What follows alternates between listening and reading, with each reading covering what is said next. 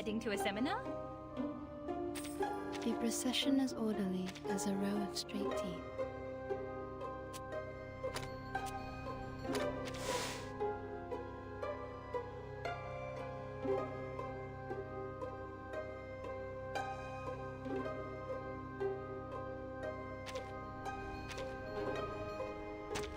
I don't know what an impending crisis is. I thought it was little spider nodes, but no idea, man.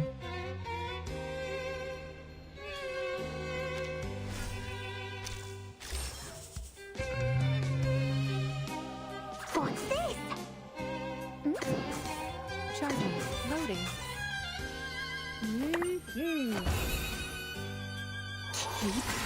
Calm. Target confirmed. Feel my dark embrace. Barrage. Flee, mortal.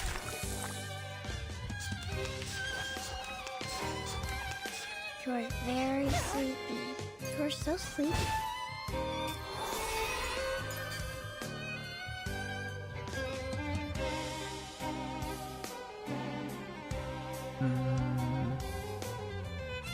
Two.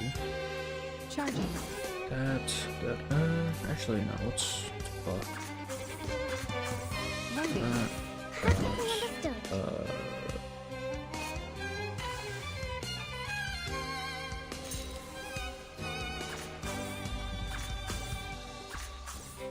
right, and then, this, Charging. this, Loading. this. Charging. Faraday's miracle. Stay back, I say. Do you have a little faith in me, Master? Aim and shoot. Feel my dark embrace. Eliminate target. Flee, mortal.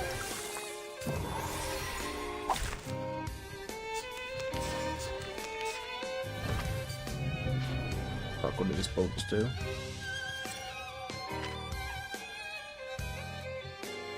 Evolve Phasmagoria? I don't like that. I don't think it actually matters. There's no out with their allies. Alright,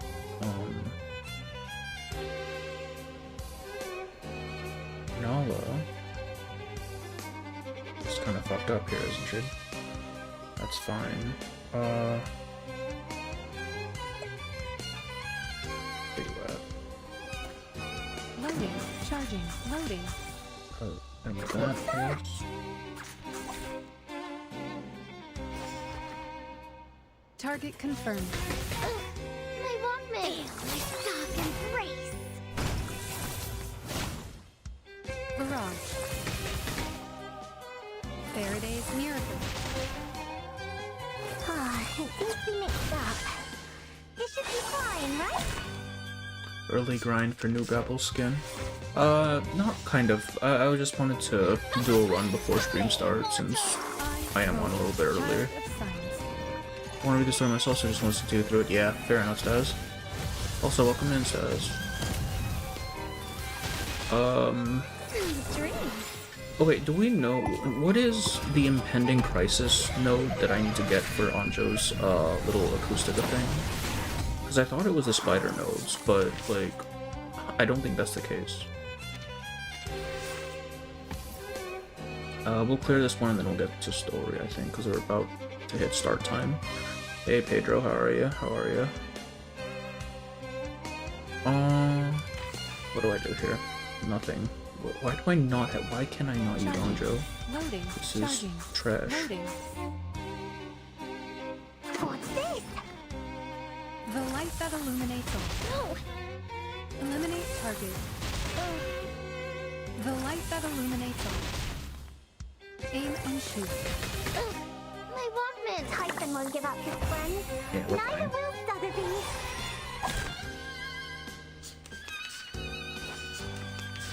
Yo, Mask, how are ya? Welcome in.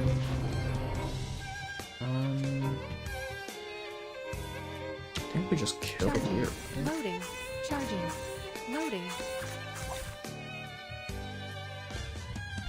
Barrage. Aim and shoot. Oh, please don't tell me to kill these fucking bubbles too. Target confirmed.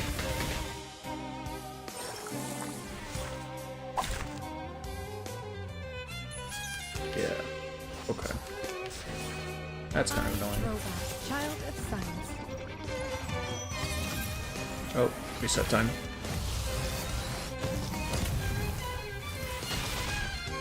Sweet dreams. I learned all those incantations. I think it's the Phasmagoria thing that these bubbles put that make her unable to use them for whatever reason. God damn it. Alright, why? These things are kind of tanky, aren't they? That's really annoying. Well, they can't attack me, so it doesn't fucking matter. Charging. It's just a matter of, like, Loading. killing the shit. Charging. Loading. What's her empathy at? I wish there was, like, an easier indicator for empathy. Like, they'd show it, the number Aim and thing. and shoot. Faraday's miracle. Target confirmed. Barrage. Didn't see that coming, did you?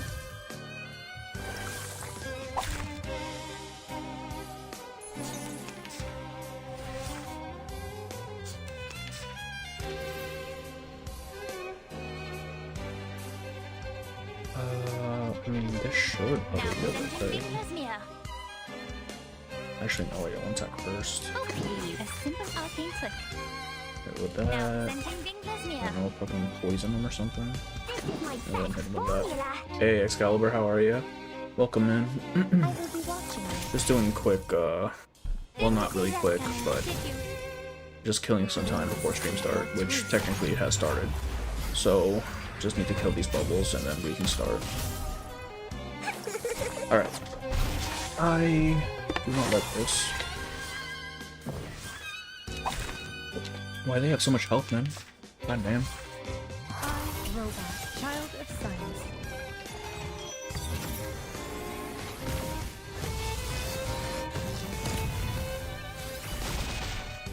Sweet dreams.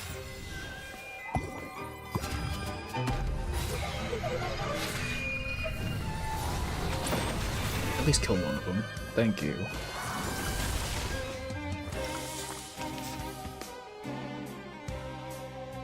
Okay, this is ridiculous. Give me...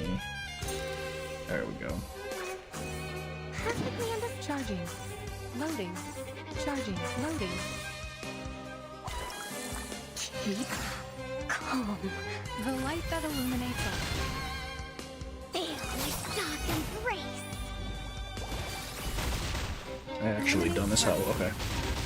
Alright, that should kill, I think.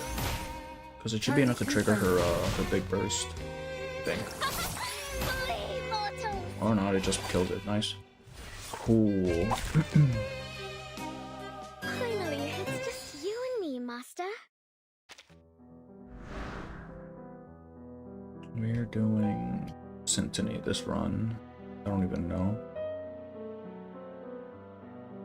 Oh, this actually works with Anjo's Acustica, doesn't it?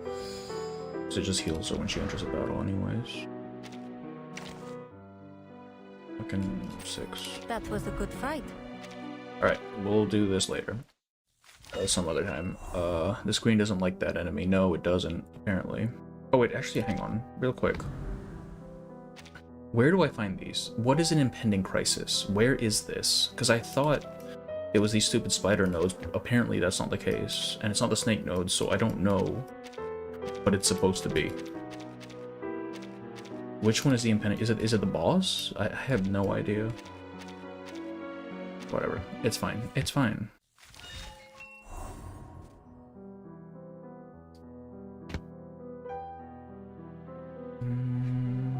Fancy Okay. going out tonight. We And he saw it was can climb up the from 6, but he never gets straightforward answers. Yet somehow everyone left feeling bed. Time I went to bed. I'm She's not done. good at dealing Okay. with visitors. a boost. I know how to treat a new friend like you. I'm like really banking on Desert Flannel getting a Euphoria that's just her See? Plappy is greeting that's you. just Press her this button to her say hi to her. breaking catastrophe thing. That'd be really cool. Where the fuck is the boy? There he is. I know how to treat a new friend like you.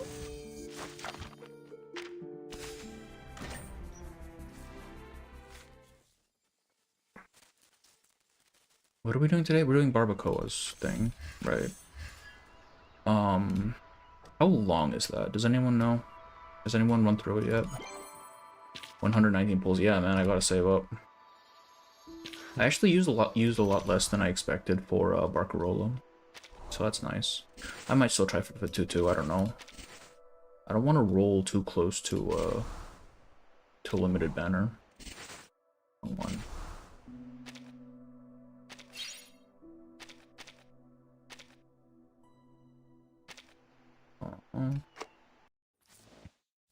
London's always changing its weather. Mostly it's foggy and so smoky it'll make you... Each morning, I watch folks getting up through their window frames. I think that's everything. Prepare USO skills. Wait, what is USO? Hang on, what is USO? Took me around an hour and a half to finish. Oh, that's not bad at all then. Also, welcome in Allura. Osu. Oh, I'm so bad at Osu, man. I'm so fucking bad at Osu. Hour and a half is not bad. Okay, if it's only an hour and a half, how long is Regulus Anecdote? Because it's only 7 nodes, and I had to do it because I mean, I didn't do it, but I had to skip through it for these fucking things. Boy. I'm putting off reading all the Critters lore from the Wilderness book, and I can say they all have very interesting powers. Yeah, I haven't read any of them either. I mean, are the, like, daily notes, like these things, are these actual lore? I haven't actually read any of these. It's actually lore, fuck me. Does it save all? It doesn't save all of them, that's annoying. Alright. That's fine. Yeah, these. I need these 3 as mutants, and then I'm done with the collection for now. It's very fucking annoying. Because it's 10 per fusion. Alright. Let's do some barbacoa. Mostly it's foggy.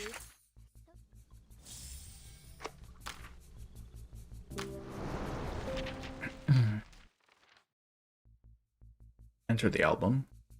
Wait, enter the album. Probably some light world building. Right, like this stuff, right? Like this is the lore shit. I know that much. I haven't read through all of them yet. I don't know if there's anything more to it though. Like I know this does seem to have like minor details and stuff, but like in terms of full on like actual descriptions and shit, it seems mainly in the album.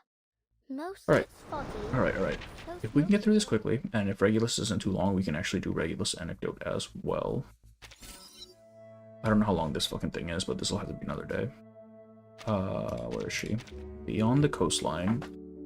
On wings of melody, she takes flight, embarking to lands beyond the ocean sight. Dodo has the most interesting. I think I've read Dodo, I don't remember it though. Okay, if this is actual rhythm game shit, I'm probably screwed. We'll see.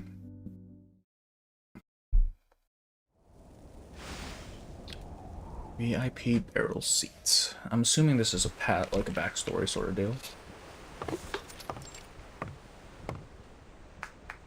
Ladies and gentlemen, How's volume? Let me check real quick. the clock's ticking. Oops. It's time to make your choice. Clock's ticking. There is but half an hour left until tonight's performance. Hurry up and select your favorite pieces. Leaving screen to go work. Have fun. Oh, I'd say have fun, but good luck at work. Good luck at work, Pedro. Wow, my brain kind of stalled there for a moment. Admiring the scenery, Senora. You can leave your song request form with me if you're ready. It's all thanks to you. I almost missed it. The performances these past 2 days have been truly sublime. Honestly, I've never experienced concerts of this caliber anywhere else. Here's my form. There's only a single word here. Are you sure about this, Senora?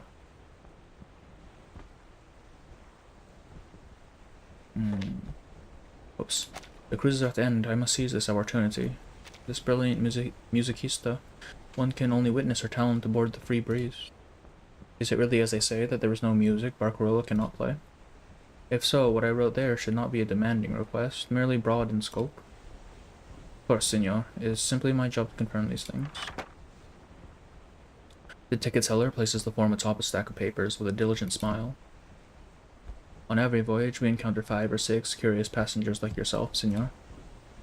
But perhaps you should have written a few little more than you'd pose a real challenge for her, see? Well, I'm not trying to make things difficult here. Aren't you curious to see which piece Signorina Barcarola will choose? I'll listen closely.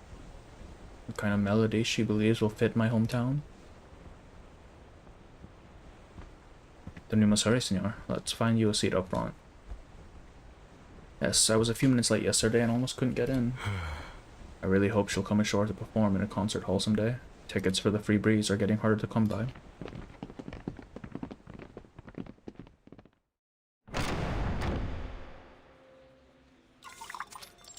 Atrium Free Breeze cruise ship. Hey! How much longer? I've been waiting all day. Will she begin with Morning Mood or I was about to say Morning Wood. Will she begin with Morning Mood or Symphony Fantastique? Or perhaps Bolero? The weather tonight is just perfect for it. Or perhaps our musical genius will delight us with a little improvisation. It seems our audience remains as passionate as ever. But it is as I said, I can only imagine how popular Signorina Barcarola would be if she performed on land. You will have to keep wondering. She prefers life on the ship. Perhaps she just enjoys the opportunity to travel. It might be that more would come to see her on land, but she is not one to be so tied down. Good evening, signori. Please, take a seat right here. If you come to applaud our beloved star, I'd be happy to sort out 2 special seats for you. Come on, you really think a well-dressed fellow like him would want to sit on an old barrel with us? Ayo, actually. Dodo also talks about one land there are 3 known critters that can travel to other dimensions, and one is possessed by... Wait, what? Wait, so there's Dodo. Okay, Dodo I kind of knew. What are the other 2? We're only sitting here so we can stay close by to keep an eye on things, just in case. Splinter Cat, I'm assuming, is one, right? Because the Cheshire Cat. The dignified gentleman joins them on the barrel, turning his eyes towards the stage with intense focus. The honor is mine. Honor is mine. It seems you're in for a truly novel experience tonight. I intend to fully enjoy it before my time on the cruise ends. I made sure I was in line for the song requests hours ahead of the concert, and now here I am, the closest spot in the house. But for Signorina Barcarola, it is worth every effort. I can see it. That's her crackling box.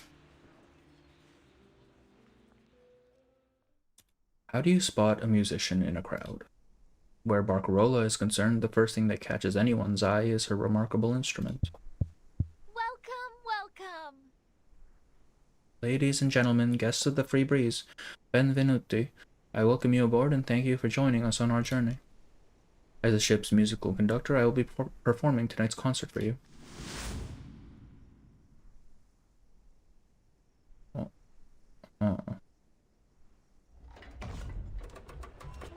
An unusual instrument flashes from the cabin door.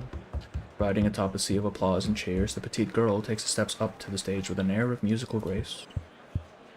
Grace mention. As always, I received all of your song requests. We've been working alongside Signorina Barcarola for a while now. We're very familiar with her method. Oh yeah, this was a quick note. Not bad. Promised destination.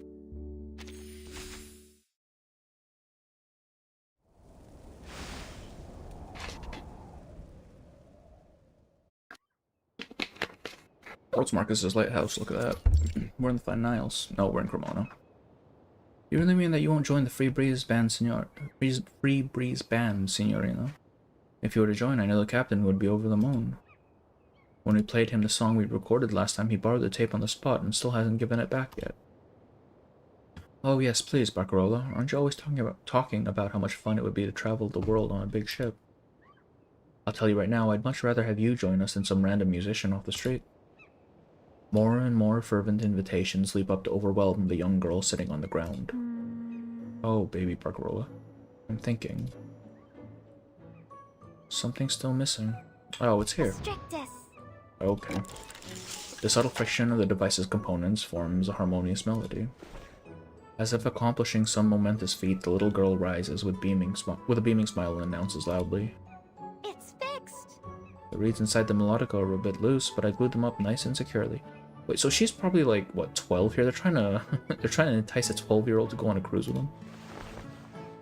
Here you go. I think that I overcomplicated things at the start. I hope you didn't mind the wait. Excuse me. What does 10 minutes matter? We're not setting sail until tomorrow anyway. This is downtime for us and we can spend it however we want. But you did fix up the melodica properly, no? Certo. I'd say it's set for 100 years now. Maybe you can pass it down to your children as a family heirloom. Nothing else needs repairing, does it? No, nothing at all. We thought about going around breaking everything on the ship just to keep you around, but if the captain caught us, he'd have us swimming with the fishes.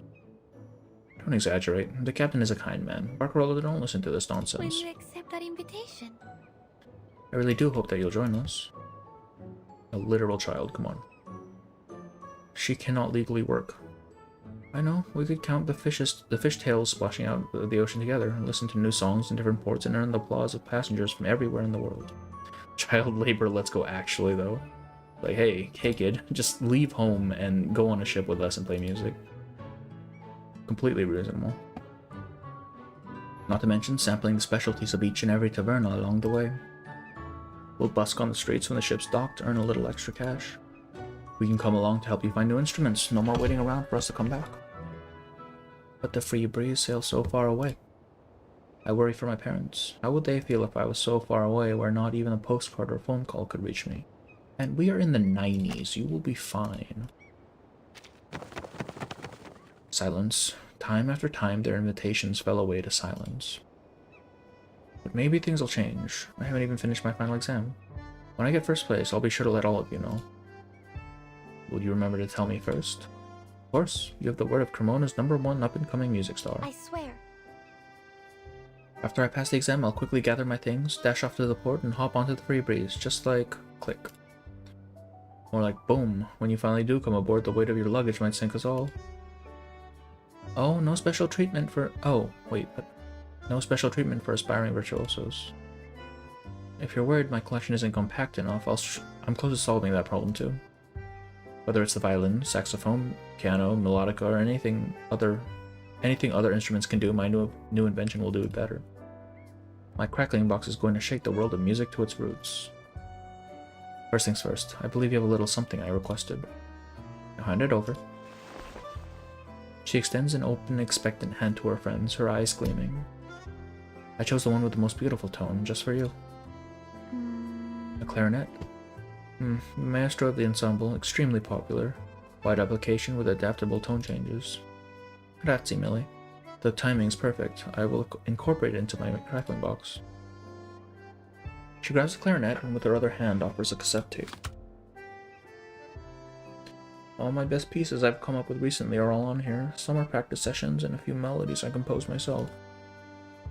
Oh, and the sound of footsteps in cobblestone streets, doves fluttering their wings, the waves on the river on a windy day, the sound of wood being polished in the bodega. This is the essence of Cremona. I even climbed the bell tower to record the breeze sweeping by from above. I'm almost done with mine. One thing I can tell you in advance, I recorded an especially unique performance on the streets of Sydney. Oh, she's also Australian.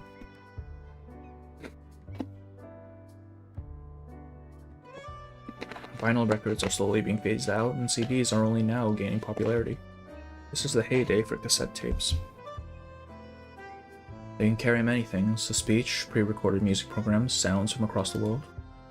Some even faithfully record the heartbeat of a city, becoming gifts for cherished friends. Next time, no, the time after that, which place would you like to hear next? Melbourne or Perth, Brisbane, Fremantle. I can contrast their sounds and try to add their unique characteristics into my songs. The friend accepts the gift, placing it in her pocket.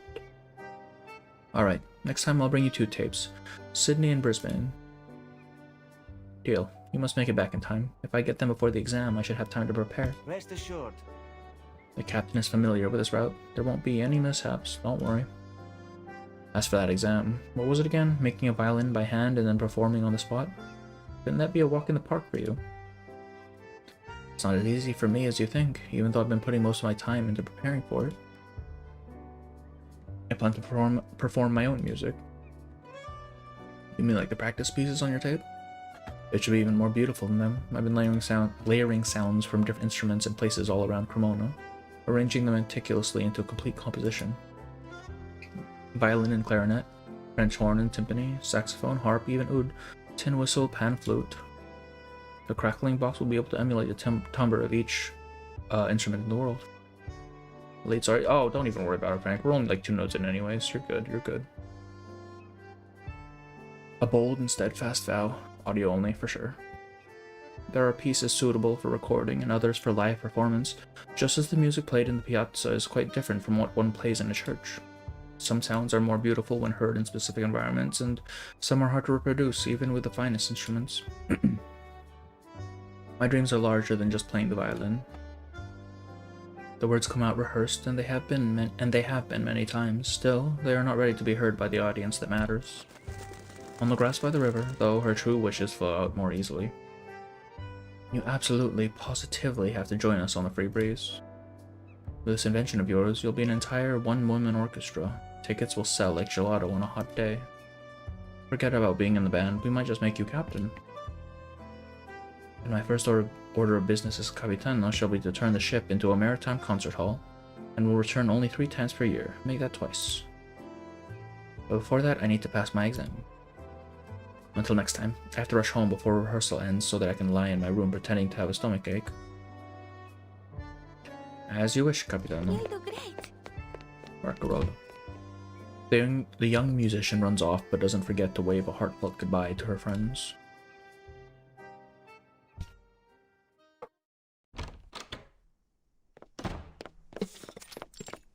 Barbarolla's home. Made it. Looks like no one's back yet. Perfect. My new recording's theme will be A Day in Cremona. After all, they're always saying they appreciate a little soothing music from home to help them sleep while it's saying. I was on Theme 1 stream at 2 AM recently and had this thing where restreams in the chat from one platform to the other.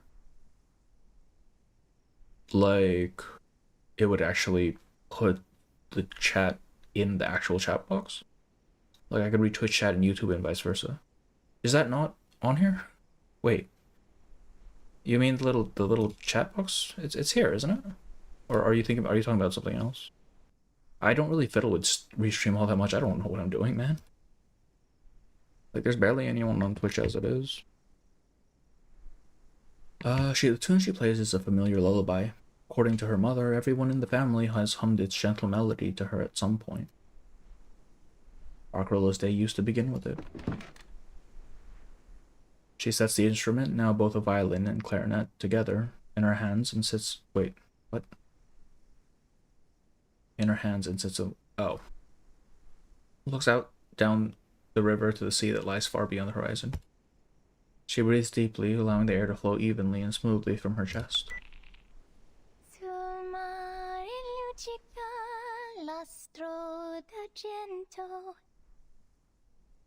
No, like, chatters can see what's going on the other side directly in the chat. Okay, so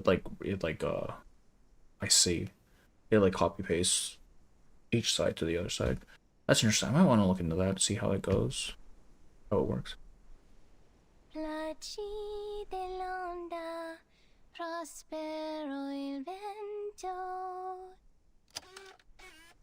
One more time.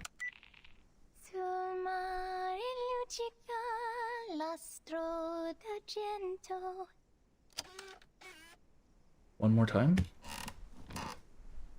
Forget it. Repeated failure leads to success is too easy a trap to fall into. Somehow it never sounds as good when I was little. I've never seen chat like that before, yeah. It's pretty much some copy paste, yeah. I think I know what you're talking about. I feel like I've seen it, I just don't know how to set that up. Somehow it never sounds as good as when I was little. Is it even possible? I have seen it. It's just I don't really know how it works or like what settings I have to tweak for that. Perhaps the timbre has changed, just as violins made from wood with different grains sound different. Jesus, that sounds so annoying. You have to worry about the wood of your violin. We're gonna have Santa Lucia memorized by the end of this, aren't we? Oh, almost certainly. Almost certainly. Maybe it's because her environment has changed. Where did I used to sing this song? She slides her hand up fluidly from the wooden cabinet's edge to rest against her forehead. The corners of the furniture bear splashes of paint marks. Back then, she had to raise her left hand high and stretch out the brush to reach it. Now, she has to squat down to see her graffiti clearly. Varnishing violins is an art. How could a child possibly understand it? And naming things. In the future, when they introduce me, they'll have to say, "This is the great musician Barcarola and her treasured instrument, the crackling box." Today is the same as countless other afternoons in the past. Another lonely afternoon spent with her crackling box.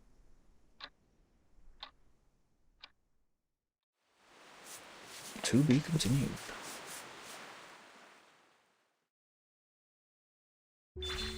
Monotonous Rondo.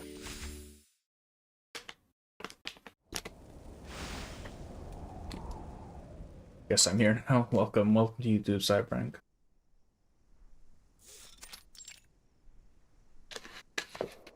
Thank you all. Thank you all for taking the time to visit us. The violins used in this demonstration are merely samples. Next month, we will hold a formal concert with them. If you have any questions or suggestions, please feel free to share. A violin that fits its player's habits is the best violin. Merchants, musicians, collectors, and a few curious researchers. This house never lacks for enthusiastic visitors. Oh, Federico is really very busy. The bottega always keeps him tied up.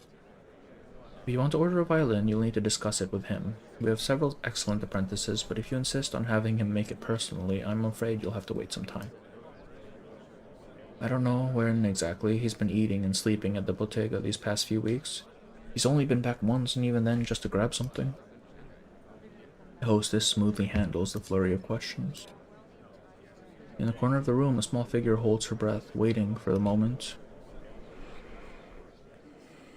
I'm about to nod off before the performance even begins. Okay. My parents never took my crackling box seriously. They always say my friends are only humoring me when they say they like it. This time, we'll see how complete strangers react, and I'll know for sure. Curled up in the cabinet, the girl holds her instrument tightly, careful not to let it get knocked around. Hey, Zodiac, how are ya? Yes. Welcome, welcome. An Amati-style violino delivers a mellower, more classical and pure sound, like the sound of spring water. But if you prefer a brighter sound, the next performance should satisfy you. Stradivari violin have never failed their reputation in this regard. Several apprentices have already positioned violins on their shoulders. As soon as the hostess finishes speaking, a harmonious melody follows. Bravo, bravo. In the music hall, I'm certain the sound quality will come through even more clearly. That inclined neck is a stunning work of craftsmanship. I happen to have an order from an orchestra here. I know it will be a wait, but for this quality, even a year will be worth it. Taking advantage of the quiet conversation, new notes quietly diffuse into the air. Oh, alright, time to do it. Let's do it. When you hear the ting of the triangle, tap the center of the screen. Brother, I'm on computer.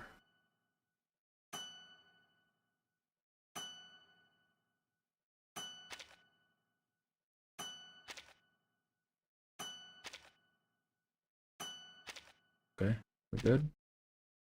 Once you start playing, circles will appear to the beat, so I just click on them. Oh, it is actually just Osu, I see.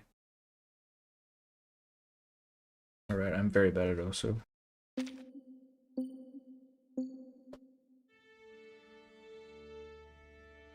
Oh god. Oh fuck. Oh god.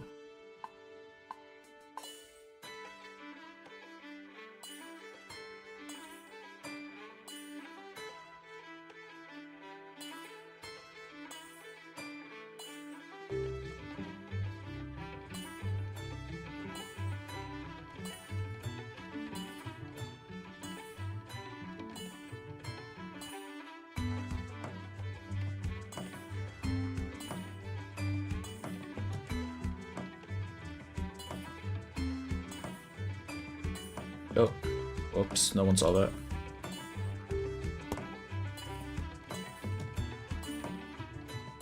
God damn it.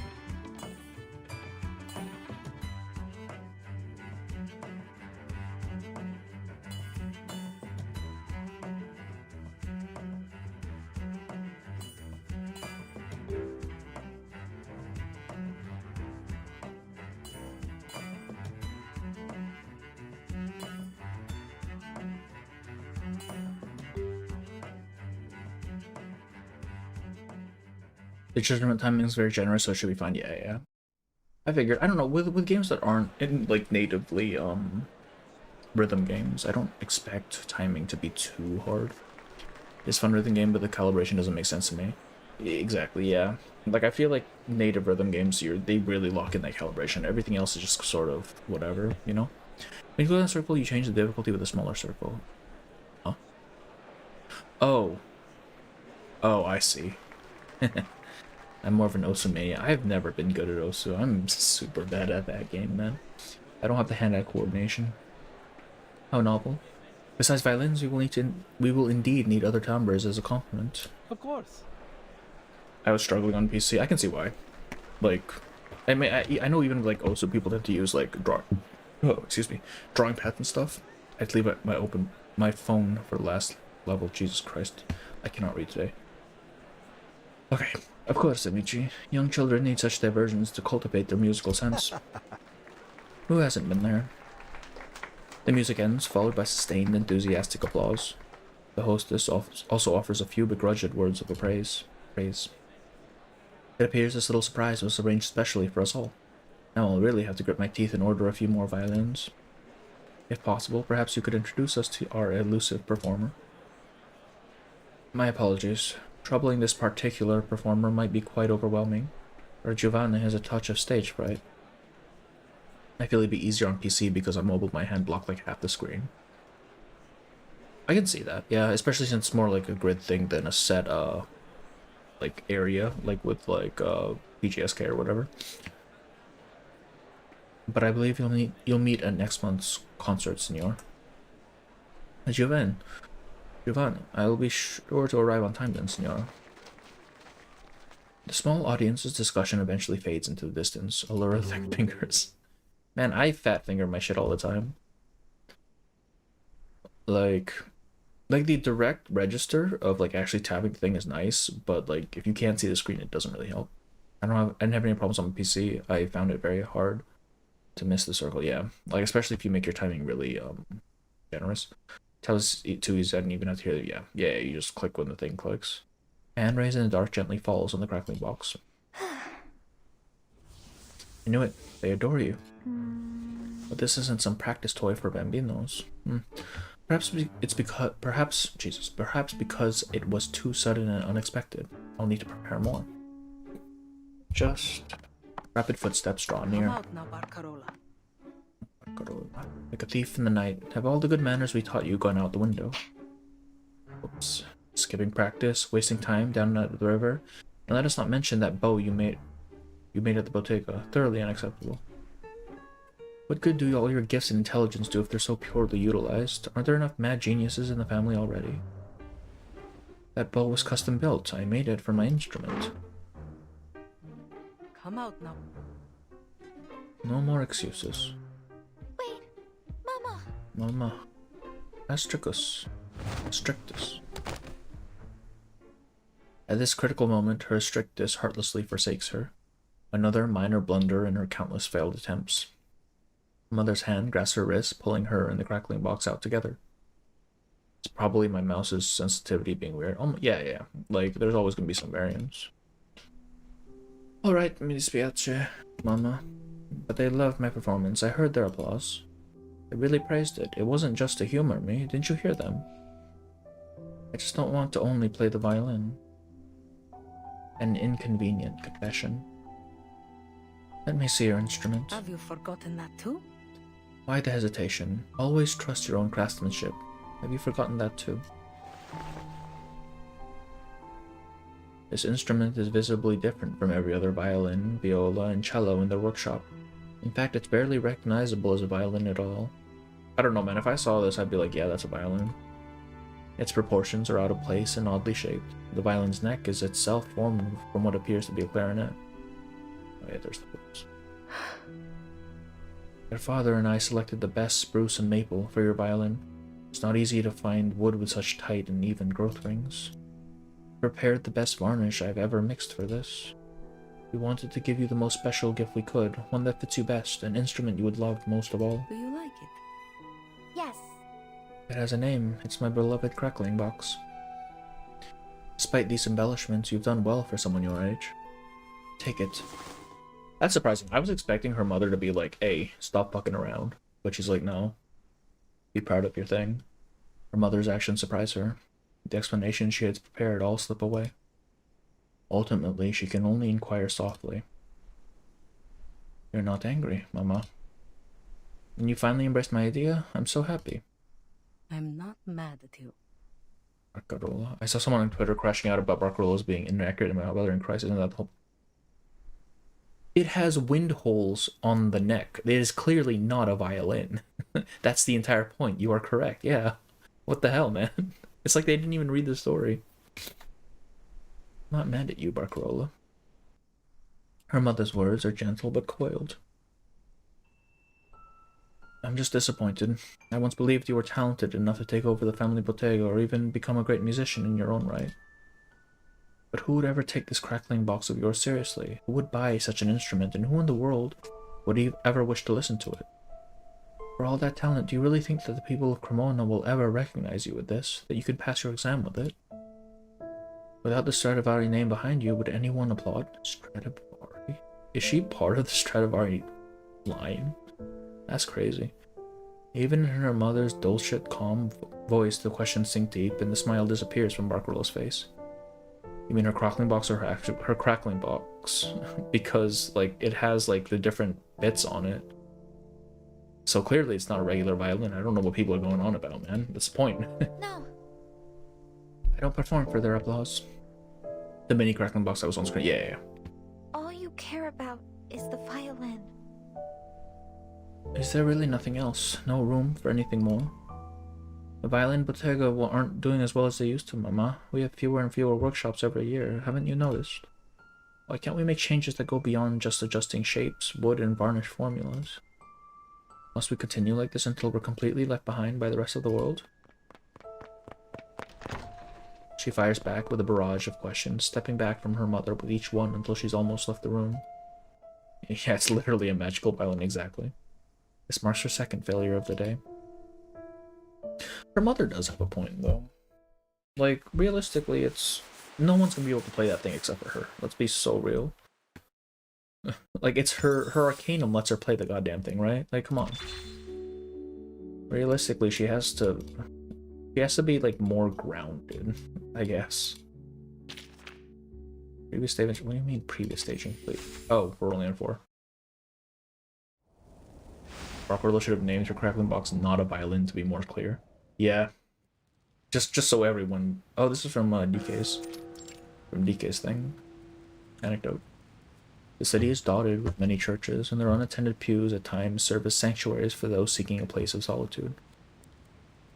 Amid the bustling streets of Cremona, there is one such pew and one such church, a small quiet spot that belongs to Barcarola alone. I've already recorded the reverberations from inside the church. If only there were an organ here. I had to search crackling box if it's legit. There's no way that thing is legit. No one can play it, man. The percussion might be unclear, though. Perhaps playing legato would be best. That's enough for today. I must find some time to visit the cathedral. With the differences in architecture and space, it's sure to have a unique acoustic quality. The girl puts away the cassette tape and leans on a pew to observe her surroundings. The stained glass reflects the sunlight in a dazzling array. When she was younger, she would run around catching those rays. This empty church has kept many of her secrets, its saints the first audience to her compositions. It never opposed her vows and wishes, no matter how absurd they might sound. It gave her no confusion or doubt. It never responded at all. I shouldn't have told Mama the world would leave her behind, should I? She and Papa have to make violins, manage the bottega. They basically have to let the teachers take care of me most days. They certainly don't have time to travel. Did I mess up again? Yes.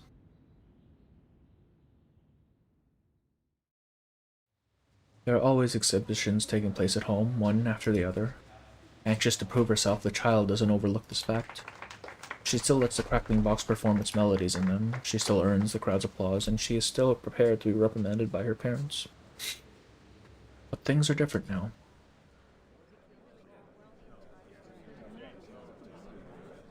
You are right, we have indeed made some improvements to the traditional violin body.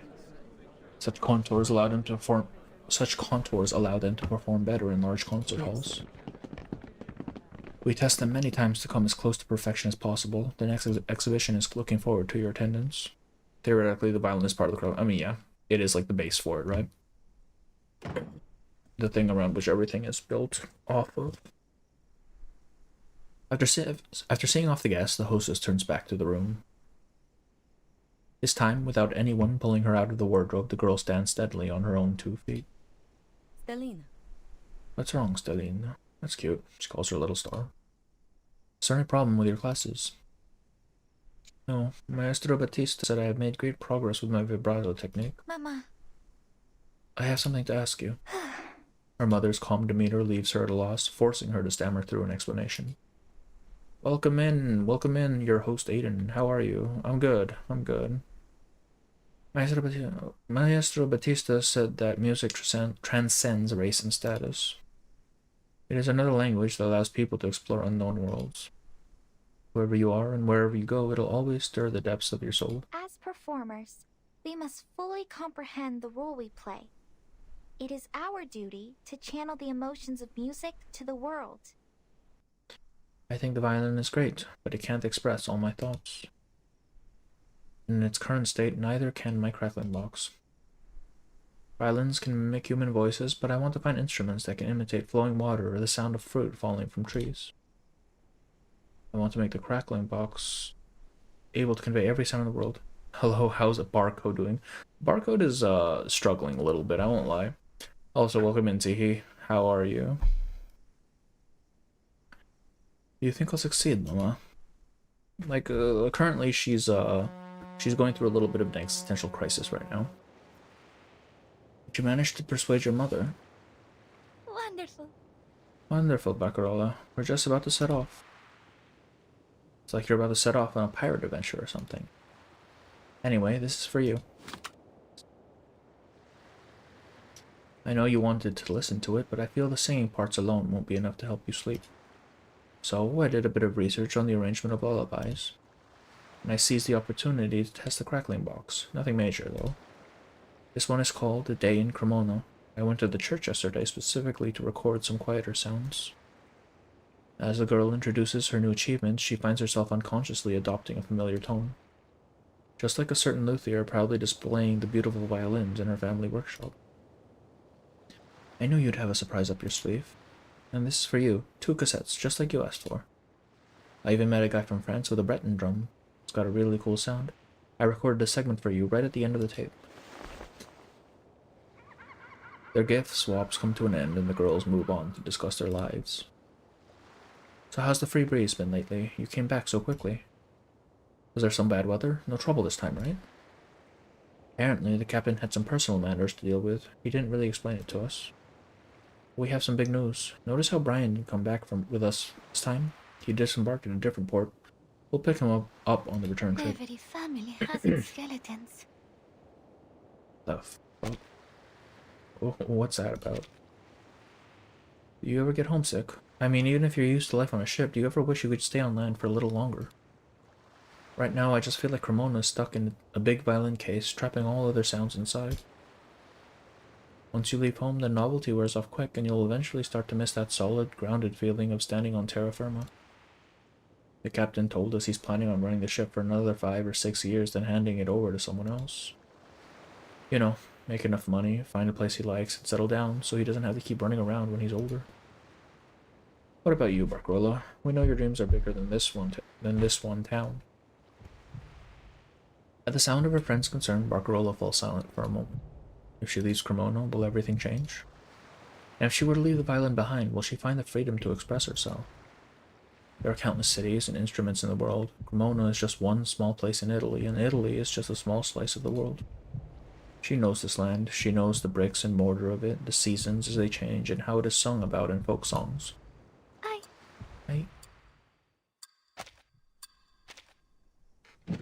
I see. I see what you're thinking, and I understand. But you will not forget about your exam date. Remember your priorities. Children go through all kinds of hobbies and odd ideas. Ever since you were little, you've had such an imaginative mind. Your strictness has always been unpredictable, maybe because you think too much. Imagination should be a good fit for the Astrictus, though. This arcane skill only works if you can picture in your mind what the materials should look like once they're joined.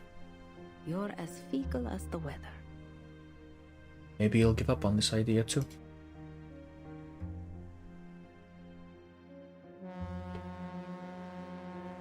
No, We already talked about this.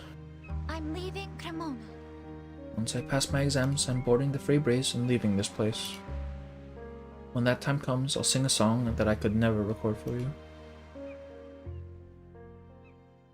I mean, her mother is being very reasonable, I think. Like, Barcarola is still just a kid. The Indivisible. There's 8? Yeah, 8. We're just blazing through these. The Indivisible. Oh, Kakanya scene, and Isolde. The modest venue is packed with people all around, leaving only the central area free for the performers. Among them, a young girl draws the most attention. The courage for a 14-year-old to board a ship is admirable to me. Then again, Flutter Page literally jumped off towers. Yeah. Like, the kids in this game are a little mature for their age, I think. I'm not mad, I'm disappointed, damn, yeah. Yeah, like, it's like the idea, like, they're kids, man. They don't stick to things. I mean, they do, but you can't really expect that of a child. Like, maybe it sticks, maybe it doesn't, but before investing too heavily, maybe think about it a little bit, you know what I mean? Arcanes follow the Pokemon rules of going on journeys, nothing, yeah. They leave home when they're a kid and then never come back or whatever. Like, I find myself siding with the parents in this one, which is odd. Barcarossa's really brave, maybe because it's a famous cruise ship in Italy and not the streets of the US. I mean, yeah, like, you're not gonna get shot on a cruise ship. So apparently if you get killed on a cruise ship, there's no jurisdiction for that, so you kind of get off scot-free. Like if you're in international waters and all that. After today, I'll pack up my things and start counting the days until the ship comes back. Fingering, sheet music, posture, nothing can go wrong. My instrument, nessun problema. I'm assuming that means no problem. My crackling box is in perfect shape, better shape than ever. The eyes of the crowd make her instrument feel somewhat heavier. The rhythm game is super hard on PC, brace yourself. I've already done the first one. It's okay unless it gets like faster, which I'm assuming it gets faster. But she's grown used to being watched. She straightens her back and steadies the instrument on her shoulder. My parents and Maestro Battista, I just know they're going to be amazed by my new piece. This song carries the scent of the sea breeze, just like a journey across the ocean to the faraway ports of Australia. If we cannot travel, then at least I can bring the sounds from these distant places here. Barcarola's mom is a saint compared to some of the other parents we've seen. Honestly, she's just a level-headed normal. Exactly. Like, she didn't get pissed when Barcarola wants to do her own thing. She's just like, okay, my kid's going through a phase right now. Next we have Signora Barcarola. And the way that she spoke in the trailer as well makes me think she's more receptive to letting Barcarola do her own thing, as long as, you know, Barcarola knows for sure this is what she wants to do. I think right now her mother is at the point where she's like, okay, maybe Barcarola backs out at some point. Our youngest little musician, the pride of the Stradivari. I won't repeat the accomplishments she's made on her path to mastering the violin here. Remember, her playing once even made the fish in the River Po leap the shore. Where the hell is the River Po, man? Isn't that in, like, China or something? Mamma mia! Mamma mia! That was just a misunderstanding and something of an exaggeration. It was about to rain that day and... Let's see if Signora Barcarola can take the top spot this year. Please, come forward and show us your violin. Let us admire its elegant neck, its gleaming surface, the pinnacle of craftsmanship from the legendary...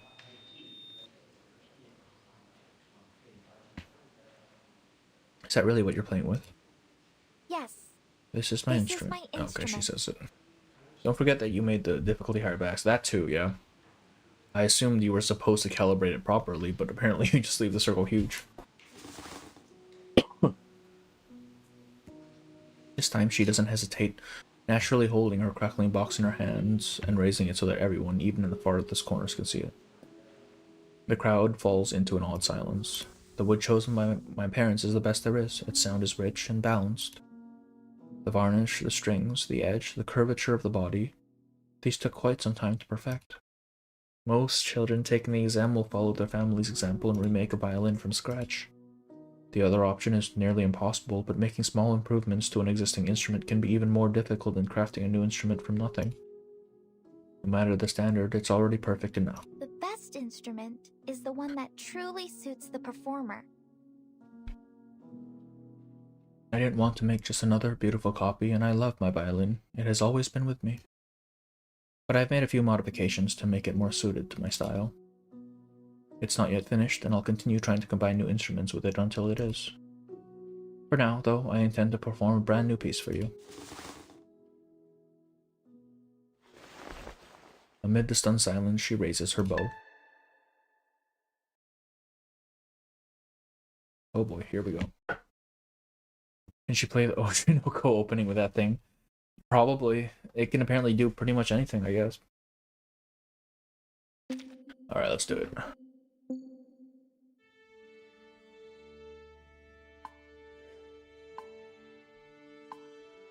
Where is it?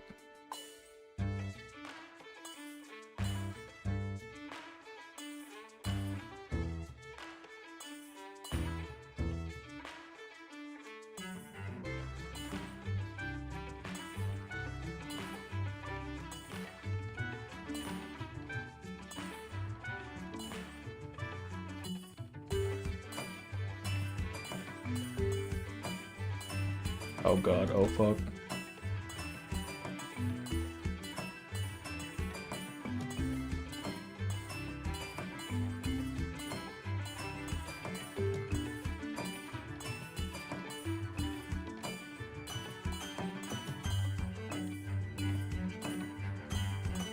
Ugh!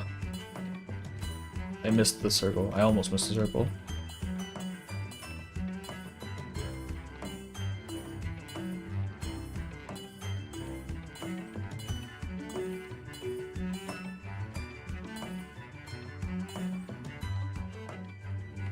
Fuck me. Alright, I'm not looking forward to the harder ones, man. I almost slipped up on this one. Can she play Feign? I don't know what Feign is. Your acoustic appear on. Oh, I kind of guessed, yeah. How refreshing. I've never heard music like this, and I've certainly never seen a violin like that. Our mischievous little ragazza has brought her precious toy to the stage. Quite adorable, don't you think? Signor Cristiano, I'm certain you wouldn't have had the courage to do something like this at her age. When she grows up, she'll surely be an even better violinist than I am. Isn't circles supposed to be on beat? So this small circle. Oh, I calibrated it to be a little too strict, I think. Applause breaks out, polite and measured. From their courteous smile, she can already read the results of her exam. She failed. Calibration is a little off, probably, yeah. I'll reset it on the next one. Juvenile, impractical, and suitable. They'll never take my crackling box seriously. You can miss a couple and still pass, yeah, I figured. All they can think of is their traditions, that no one would ever want to buy an instrument like this. Is that all we can strive for as artisans? To sell as many of our instruments as we can? I mean, that's kind of the point, man. Like, you're in an industry, you have to provide for that industry. I don't belong here, not in this city of violins. Not when there's no room for anything else. Karen Knight the Gamer, let's go. I missed quite a lot even for a second time. I am not good at rhythm games. The young girl curls up on her familiar pew, fiddling with her exam results, her mind somewhere else. After folding it several times, it becomes a neat little paper airplane. Your rustling sounds are actually quite interesting, but how can a piece of paper summarize my entire life so completely? I'm leaving Cremona. And you're going to stay here in some corner, forgotten. 3, 2, 1, yeah. The paper airplane glides smoothly out of the church doors, disappearing from Barbarolla's sight. Along with it, the unsatisfactory results and her hesitation vanish. What did you expect from the city known as the City of Violence? Yeah. Like, there's clearly parameters in place for these sorts of exams. Like, you adhere to those, and then in your own time, you do your own thing, right? You pass the exam with their standards, and then you just do your own thing. Come on, man. She stands up, the light from the stained glass blurring her vision for a moment, but she quickly steadies herself. Maybe I'll come back. Maybe I won't. But first, I must spend some time away. Maybe the next time we come back to port I'll visit. And it'll still be the city of violins. And the Stradivari will still be the greatest of their violin makers. Will they miss me? What will they say about me, the girl who doesn't quite belong? Her hand traces the old pew, feeling the deep grooves in the wood. Are you gonna pull it for the— Jesus Christ, Ethan, you cannot say that. I might.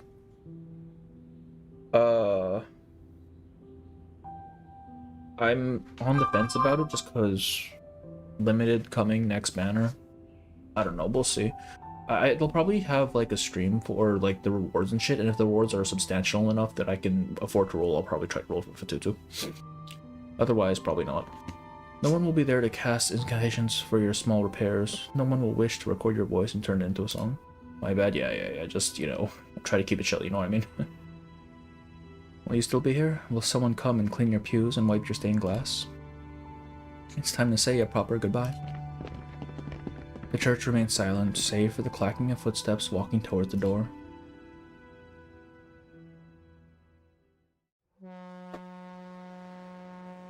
Really? You mean it? You've really decided to join the Free Breeze. Oh, gosh. This is... I know it's abrupt, and maybe you didn't think I was being serious before. But if the ship's still short of musicians, I'd like to join. It's amazing. I bet the others you join. Looks like I can buy lunch for the next few stops. I'll pay for you too. No need to be shy. Call it a celebration of our newest musicista. Let's not forget, I'm only saying I've decided I want to join you. I haven't even spoken to the captain yet. What if I fail the audition? Bro, I think the captain is pretty cool. He already likes her music. Come on. Something on your mind, Barbarossa? Is something getting you down? Was it your exam? Her friend could tell her mood was off from the moment the conversation began. It's just like you said. It doesn't prove anything. It's just a way for a violin maker to gain a bit of recognition. That recognition is what keeps them going until they can run their own bottega. But that was never your plan, was it? You don't need that kind of recognition. My parents and my teachers think I need it. They think I'm wasting my talent and that I'm not taking my gift seriously, you know? It's a regular violin.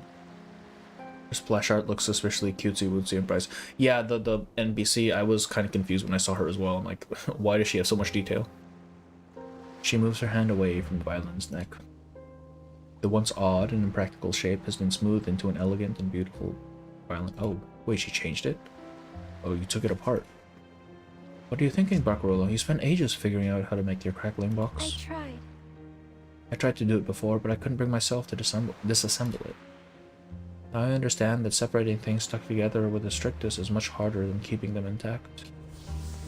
This is actually an older violin, one I tried to make into a crackling box a long time ago. I was still set on inheriting the bottega at that time. I thought I was destined to become the next great violin maker of the Stradivari family, the next Antonio. If I leave it with my parents, they might accept my decision, and maybe they won't be too mad. I've proven I can do it. I just know now that I don't want to be what they wanted me to be. I'll explain everything to them tomorrow. But for now, I guess I just hope you'll cheer on my performance. Let's go. I have the perfect song to impress the captain. Best viewers. Oh my gosh. Well, apparently you can get viewers. Cool. Nice. Let's go ahead and just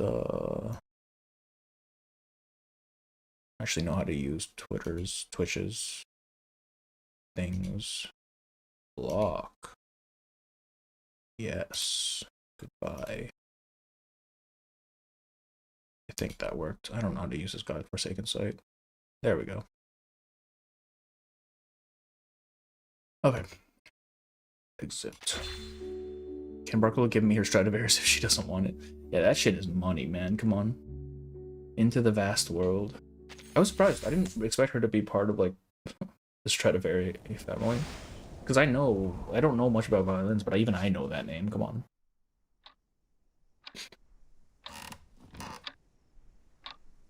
I see you've already made up your mind.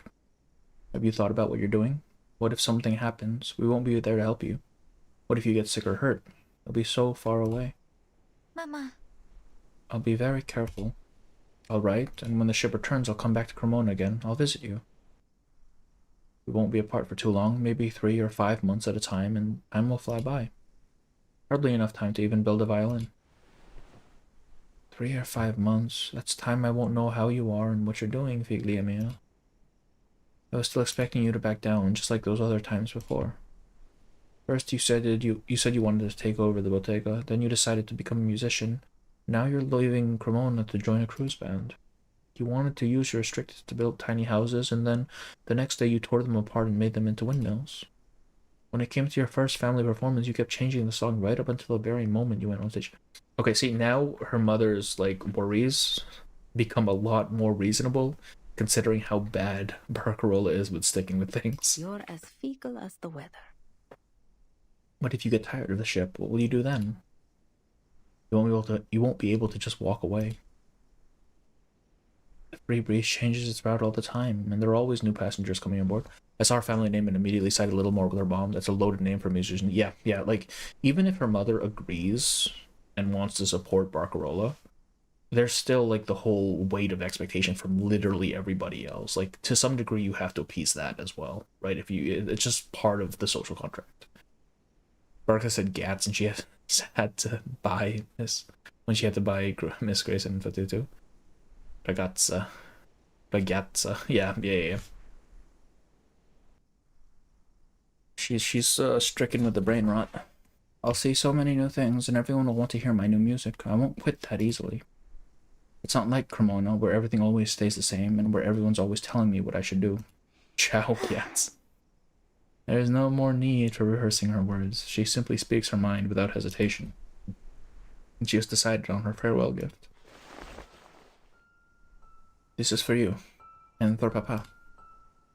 I once tried to make a violin just as good as the crackling box, but I changed my mind along the way. Back then, I thought I'd finish it one day and make it just as good, maybe even better. It wasn't long after I started taking performance lessons. I was fascinated by the sheer number of sounds, and I began to think about how to blend them into my music. That's what I really want to do. Not what I thought I should do. Even if my strictest kept failing, even if no one took my crackling box seriously, I finished it because I wanted to prove to you that I genuinely work hard through all those lessons. Each time I performed with my crackling box in Cremona, people just saw me as a child playing with a toy. No matter whether it was the instrument or the performance, the people here never really accepted me. They were always just waiting for me to grow up, to stop being childish, to get serious, and to return to the world of violins, their world. This isn't what I want. I used to want to become a luthier, but now I know what I want to do. I want to play music for the people on that ship. Performers must fully comprehend the role they play. It is their duty to channel the emotions of music to the world. The ship Barcarola speaks of is a place where she aims to play her role and fulfill her duty. Santa Lucia is going to be the last song she plays, isn't it? For the one dude. I'm thinking about it. Its edge joints are a little rough, and the varnish is uneven. The neck is slightly straighter than the one we made for you. It won't sound as bright as your crackling box. You still have a long way to go before you can call yourself a luthier. But then, becoming a musicista should just about suit you for now. Her mother sighs, but the underlying encouragement in her words is evident. Go then.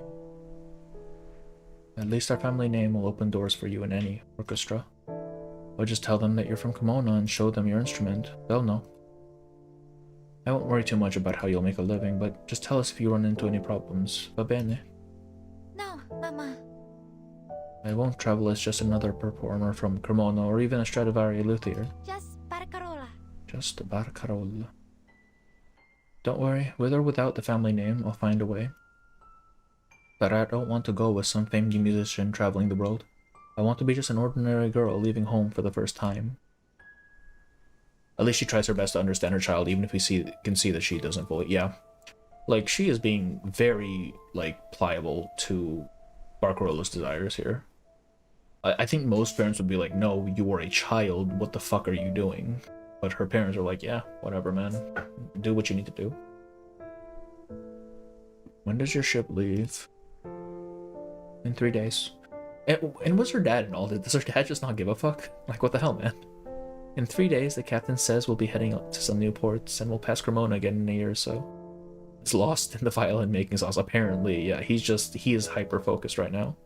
Letting your child go on a cruise ship alone is well. Exactly. Like you send them to a boarding school, right? Fine. You know where the boarding school is, you can visit, whatever. They're on a boat, man. Come on. I have to go now. To the bottega. Papa's been so busy lately. It's better that I go to see him. A year really does go by in the blink of an eye. A famous cruise ship in Italy, mind you. It is a ship of renown, at the very least. It's not just some random fucking place, but still, goddamn. Didn't Mercury say she's on the streets at like 13 or anecdote? Or... Yeah, but I mean, like in Mercuria's case, right? Her parents just straight up did not give a fuck. She just left home. They didn't care. But here, she actually has like caring parents apparently, and they're still just like, all right, do what you need to do. Parting is never easy, but when a new life is so close at hand, all it takes is a step forward. The sadness will fade, overtaken by excitement for what's to come. But the sound of her mother's voice will always tug her heart back. The dog with the loving family when the front door is open. Yeah. Stelina, just a little. Is Stelina her actual name, or is it a nickname? There are still a few things I need to say. Like, is Stelina a term of endearment? Or is that like her given name? Day is breaking as the newest crew member steps onto the deck. Most of her luggage has been moved into the cabin already, but one last piece remains. Placing the 2 instrument cases down, Barbarossa takes a moment to take in her first real steps aboard. Finally. These are, after all, the things I couldn't leave behind. So thankfully, you won't need to lug them around all the time. Here, let me take these to your room. You can take a walk around the ship and get used to things. We leave at noon, so there's plenty of time. No need to thank me. I'm sure I'll be asking you to teach me some techniques soon enough. Her friend rushes off so quickly she doesn't have a moment to reply. Yeah, she's only been with the thing for 2 years, right? Hang on.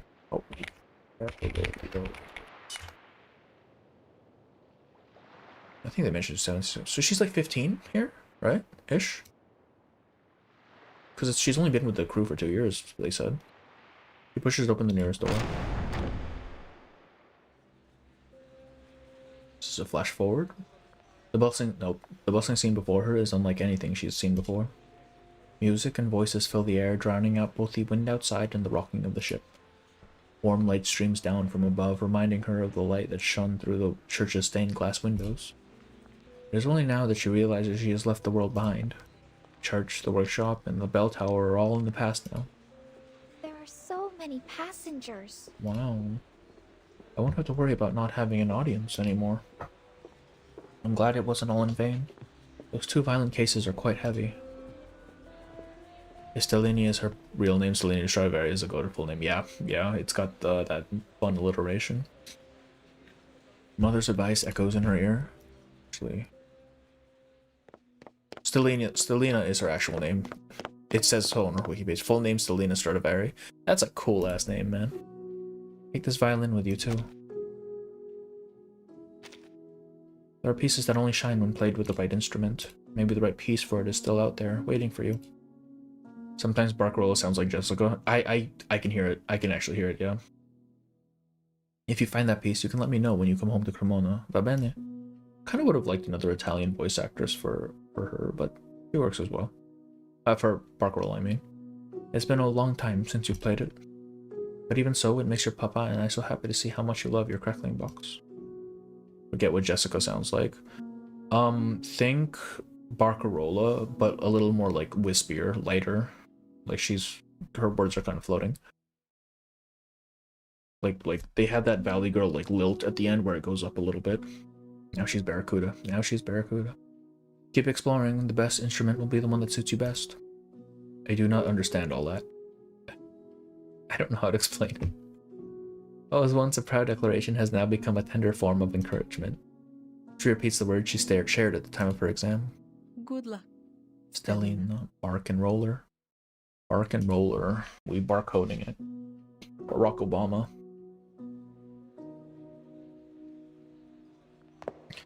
Let's say goodbye now, Mama. The ship is about to set sail. My child, I'm going to miss you. Let me hold you one more time, my child. Mama. Don't be like that. I'll be back before you know it.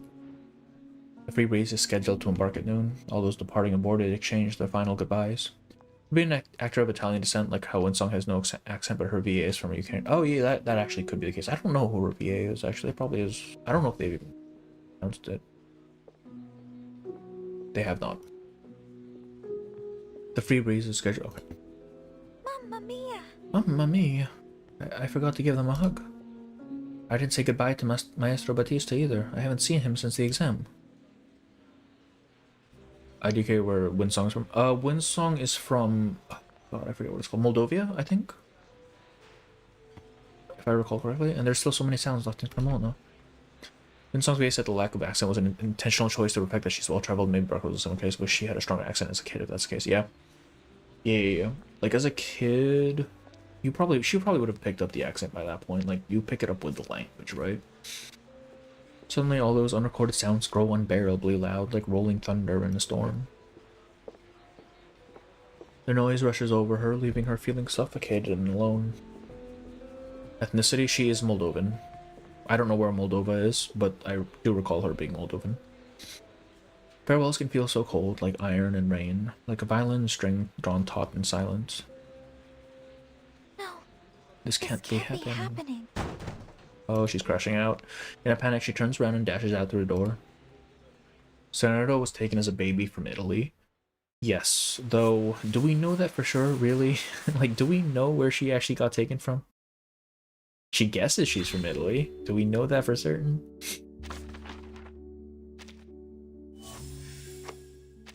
Farewell, Cremona.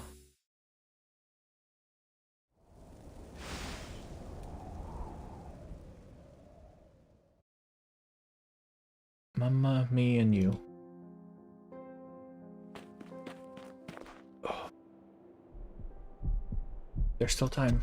She steps over the threshold, walks out onto the deck, and descends the gangplank. Turning back, she gazes at the place she is leaving behind. We sit in a dark corner.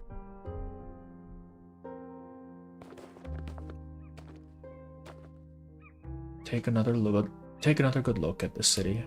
Its crowded squares and its ancient alleys, all so full of music.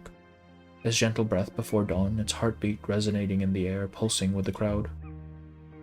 Mama, Papa, there are seeds sprouting on my windowsill. I wish I could share with you the story of a bird returning to its roost.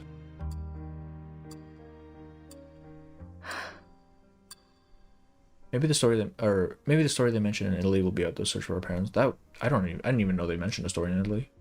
Imagine if Blue Puck does make Soneto not actually being Italian a plot twist. Yeah, she's just been kind of role-playing this entire time, guys. Don't even worry about it. So she has parents. I mean, someone had to birth her, I'm sure. Actually, Arcana in disguise. That's a hell of a disguise. The hostess sits at the table and turns on a machine. The tape begins to play, faithfully recounting all it is recorded. This is your Stelina's farewell message. I know I won't be gone for long, but I already feel homesick. Papa and Mama are busy at work, and it's really not my style to express these sentiments. So, I'll let this cassette tape, one of the greatest inventions in history, do the talking. Whether we have USBs now. Like a quiet, drawn-out melody. The sounds from within and outside of Cremona are all recorded on it. You can listen to them when you have the time. I love you. Like a soft and endless melody, like my dearest, oldest friend. Oh, Charlie anecdote. Street, Cremona. The old town seems so empty in the early dawn. All is silent and still. When it is so silent, the clatter off cobblestones rings out especially loud. Not far now. Just 2 more alleys to go. For a brief moment, she wishes she could take back every decision she'd made up until this point. But time moved to that distant, sunny afternoon. The first time she tried mixing varnish for a violin, she used it to paint the wooden cabinet. Back to a childhood where no road led forward. Like a wary bird returning to its nest just as life's journey now beckons me onward. Her pace leaves her breathless. Or perhaps it's the thought of arriving at her destination that makes her hesitate. Is this yet another choice she will ultimately abandon? Will she really turn her back on the free breeze? The ship doesn't leave until noon. I can still go back, pack, and explain everything to the captain and my There's friends. still time. If I'm quick, I'll be home in time for breakfast. Homemade jam and sausages, fresh bread with golden crust. She dabs her tear-filled eyes with her sleeve. The morning light passes over her, but she still can't bring herself to make a choice. My place isn't here in Cremona. I must journey into the vast unknown. Oh, Vienna. Piazza Cremona. Burton said at the beginning of the story that in the future there will. Oh, right, the death flag. I remember that. The way she said it to Senro sounded so much like a death flag. Even in the dawn, the piazza is lively as ever. Each corner claimed by merchants, visitors, and townsfolk. Same as it ever was. It's just another day.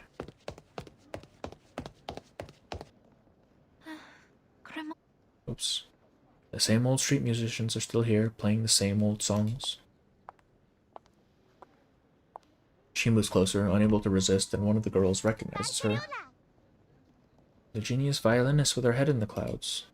Where are you up to now? Another performance? Or are you working on something with your father? Care to play a song? Come on, it's been ages. The girl affectionately drapes her arm over Barbarolla's shoulder and hands her the violin. She leans in and lowers her voice. Lend me a hand, will you? For old time's sake. Use your name to back me up here. Remember all the times we played together when we were kids? Look how busy the street is. It's the perfect time to pull in a crowd. Isn't that one of the Stradivari's? He's come down here just to play for us. With all the commotion, many eyes had been drawn their way.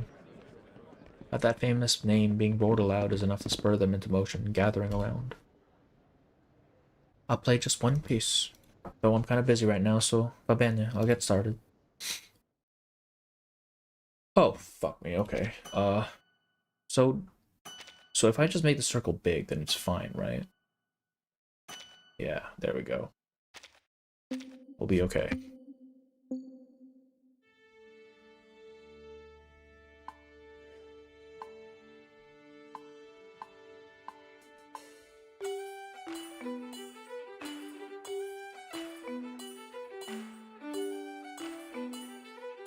I do wonder if these are like actual pieces or if they're things for the game.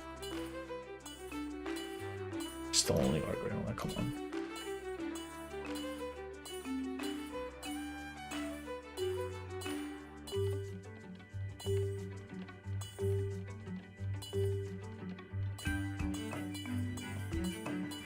Ah, fuck.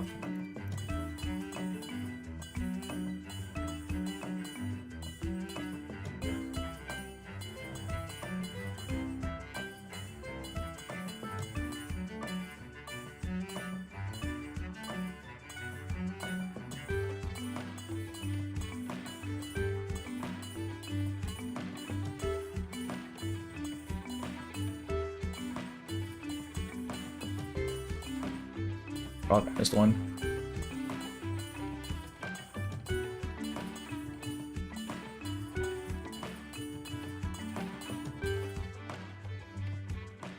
I definitely missed at least one. A lot better now, yeah. I honestly thought it was just to train yourself. Yeah. No, you just have to make the circle bigger. The applause is exactly as she anticipated. Lucky me, I've been in Cremona for days now, but this is the first time I've seen a show like this. Too right, Signora, too right, and why not take this chance to pick up an instrument just as amazing as hers? Maybe your own darling child will grow up to be a gifted violinist. Wow, they won't even give him the... Oh.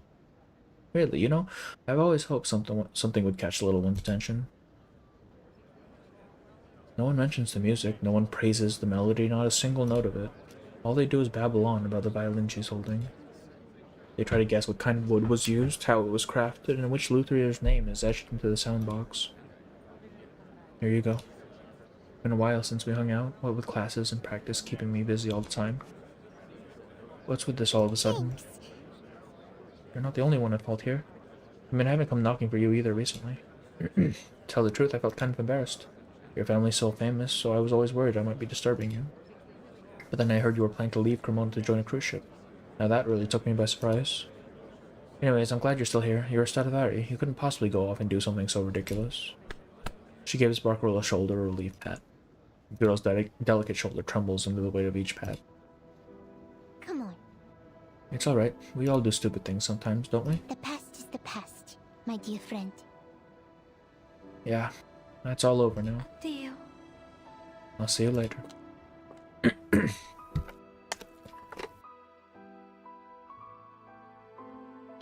She walks towards the alley. She retraces her steps across the ground, passing the stone steps where she briefly stopped. This hometown is so ass, Marcus thinking. Yeah, I mean, yeah. Like, everything that goes on here, it's like, she doesn't exist as an individual. She finds a quiet spot and lowers herself to the ground. The monotony. It's unbearable. I fear the coming daylight might just keep me here. Life's journey offers me poetry and song.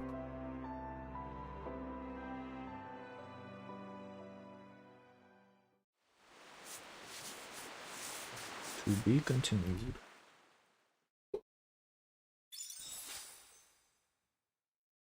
I missed two. Goddamn. Such a serene evening.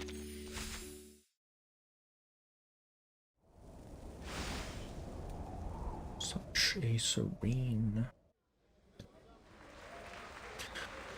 This is the last one, so if any of you have played Regulus's Anecdote, let me know how long that one is. So, because if it's less than an hour and a half, 2 hours maybe, we can probably get through it as well. Don't all kids have a I hate my hometown? Oh yeah, absolutely. Like, I'm in California, but I went to college in New York, literally across the country, just because I didn't want to stay home. And then I realized I fucking hated New York and came back. The concert is almost over. The young woman on the stage releases the final notes from a crackling box, allowing them to flutter into the air. But just as the audience stands ready to head back to her cabin, she unfolds a piece of paper she had earlier tucked away. The streets of NYC. Oh, you don't understand, man. I was in the Bronx. My college was in the fucking Bronx, man. Like, it's better now, in the more recent days, but goddamn. It's still kind of ghetto, you know? The last song of the evening. For a traveler who shares my homeland. Please, everyone, hold on just a moment. It's Santa Lucia, isn't it? It has to be. She gently places the crackling box down, then walks briskly towards the stage's edge. The sailor waiting there hands her a violin. Oh, she's playing the violin. A violin. Could it be that she's from Cremona? Could this be a creation from Cremona's most famous bottega? Brother, she literally just said you share a hometown. Put the pieces together, my dude. Why don't you listen with your own ears and see if you can tell? Where's uploaded that regular? Oh, easy. We're gonna do that next then. Also, welcome in Evil. I think you just came in. I haven't seen you earlier. Hated Singapore. Always wanted to leave. World events happen, and now I don't want to leave. Fair, yes, fair. Singapore is one of the better, like, nicer countries in Southeast Asia, though, isn't it? And I'm so late for the stream. We're actually just about to finish. This is the last note of freebies, but it's okay. We're gonna be doing regular anecdotes, so you're fine. It's no problem. Why don't you listen with your own ears and see if you can tell? With your kind of expertise, it's no wonder that you'd recognize it.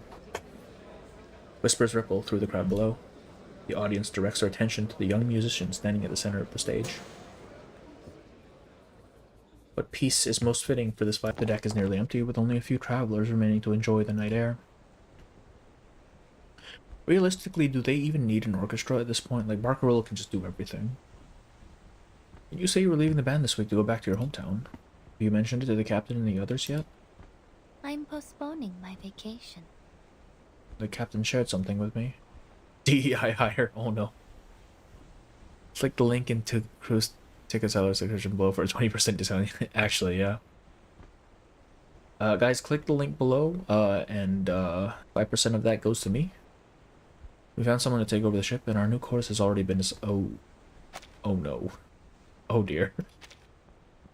Wherever the ship takes me. I don't know if that's true, my friend. I wonder if our new destination will have any decent tavern. Perhaps not, since it is quite a small island. I've heard the people on the island have a special custom of wearing shells. Maybe we'll have a chance to drink from Or one. something like... There, you are going to die. She hears a faint note through the door and signals for her companion to be quiet. I didn't know Grace started out as a cruise ship musician. Damn, actually, though. The sea breeze almost sweeps the gentle melody away. There it is.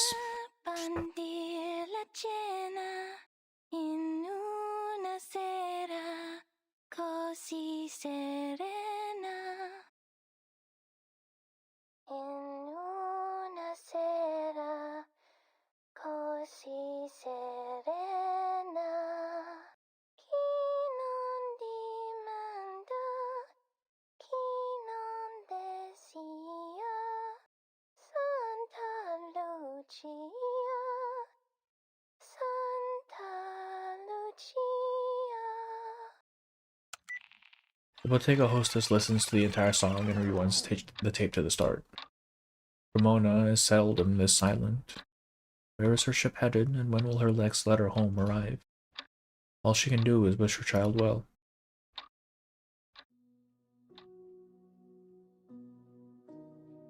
This girl might be one of those who got fired. Maybe.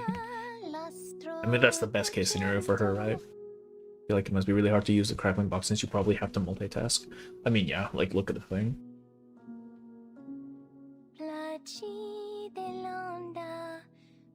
Can every game ever just have singing characters? Actually, yeah. Reverse 1999 the musical, man. Come on, let's go. I really like the way she does her vibrato. It sounds so nice. Her story's kind of meh. I kind of like it. I kind of like the ending, especially this like her singing and then her mother listening as well.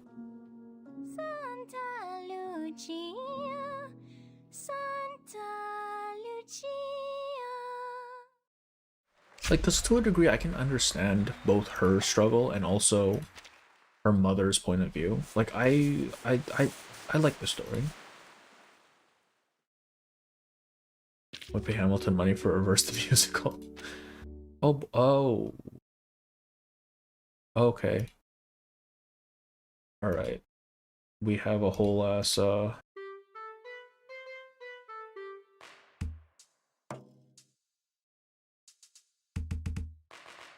That's kind of funny.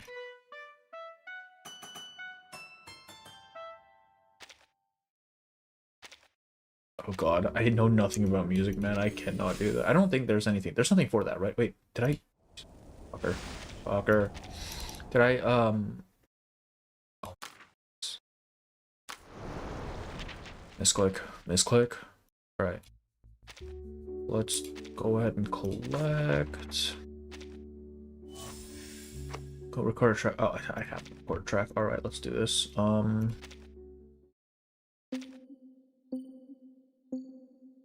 Do, re, mi, fa, sol, la, ti. See? What? Complete. I'm a goddamn genius. I'm a fucking genius. Alright. We're gonna do the survey stage and then we'll go right into Matilda's. Now you get to use a crackling box. They also add a mechanic that is accessible to characters who sing. What? Wait, what do you mean by that? Alright, Barcarola. Oh look, this is my team, except for TF. We replace her with the boy. Oh, you actually can't, damn. Step into the fairy ring. I wanted to use the crackling box to replay some songs, but they don't give you enough notes. Yeah, it's a very simple thing. I tried recording when it was so ass. Peak music, compare night musician, phase win. Yeah, man, well, we're gonna pivot into a music YouTuber, and then, like, I'll become huge and it'll be fine. This one. A bandura? As you wish. Oh, wait, this one, right? I know how to do it. Stars. Fraudulent music create mechanic. It's not fraudulent, it's just not very good. P5 Matilda, let's go. Is this one P5? Oh man.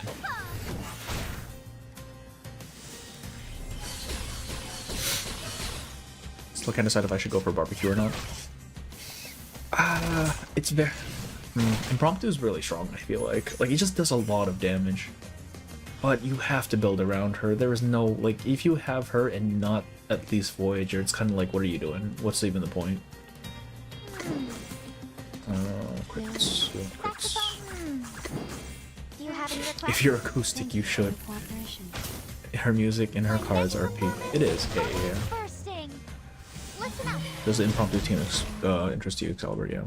Impromptu, all the characters that are singers. For now, yes. Unless, like, Aleph is just fucking killer on the bass or something. I don't know why he's an impromptu. It's like so off theme. It's kind of funny, honestly.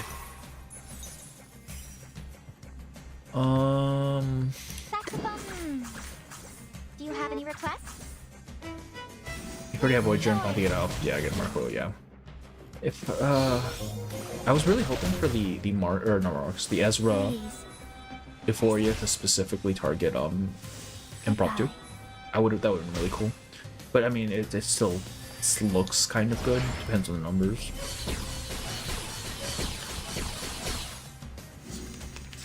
Like, look at these fucking numbers, man. This thing just hits hard. So I do feel it is kind of restrictive in terms of like cards you actually want to play, because like you have to make the numbers match up, right? Which is kind of annoying.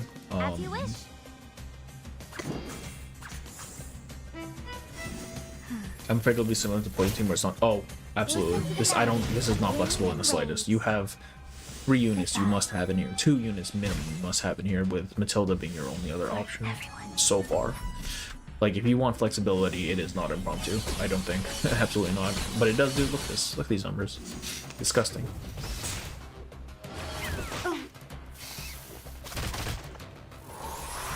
Matilda sang in chapter 3 and said she was an expert. Oh. I mean, Matilda says she's an expert at everything. Can we really trust her? Why am I sealed? God damn you. Okay, I don't actually know what her ult does. Like, it gives Quartet. I don't know what fucking Quartet does. I just assume you put it on Voyager and call it a day. Saxophones and I know how to do it. Now for the crescendo with fortissimo tutti. I heard some folks speculated Ezra having Dynamo equals more Dynamo characters in the future playable Ulrich. I'm thinking playable Ulrich, especially since he's been getting a lot of screen time lately. Short of that, maybe Cabarena is Dynamo as well. Or, I don't know, we get Miss Grace and she's Dynamo for some fucking reason. I'm still hoping that Miss Grace becomes playable. Like this event has given us so much, like, hope. I never know, has this always been here, the little satellite thing? I never noticed that. Okay, why is he still fucking sealed, man? This one, fucking this one, and this one. I wonder what his silly ass gonna do. Ezra? Ezra's got like massive heals and shields now with the Euphoria. At least Ezra can work with Lucy, hopefully. Yeah, Ezra's Dynamo field looks very strong. Isn't Ezra's mechanic not his Euphoria mechanic? His Euphoria mechanic is voltage, or not Dynamo and health missing. Isn't Miss Grace all but stated to be a mole? She's the playable or dying. Yes, yes, very heavily implied, right? Especially with the 22 node, right, where she's like talking to Forget Me Not and she starts spazzing out. So I'm thinking most likely, right, she is the mole. But whether she becomes playable or she fucking dies, who knows? Before Ezra gets Dino, yeah. I feel like the first Dino for Ezra is would be good for the Semmelweis team, Semmelweis Eternity, but who fucking plays that, honestly? I want to play it, but I don't have the stuff yet. When we bring some all of Argus Caesar. Well, okay. Yeah, probably, honestly. How much naughtier than the Foundation's kids? But I mean, she hasn't shot Anjanala yet, right? So maybe it'll be fine. Okay. Let's just jump right into Matilda's. See if we can get this done before 6. So I can actually get some sleep before work.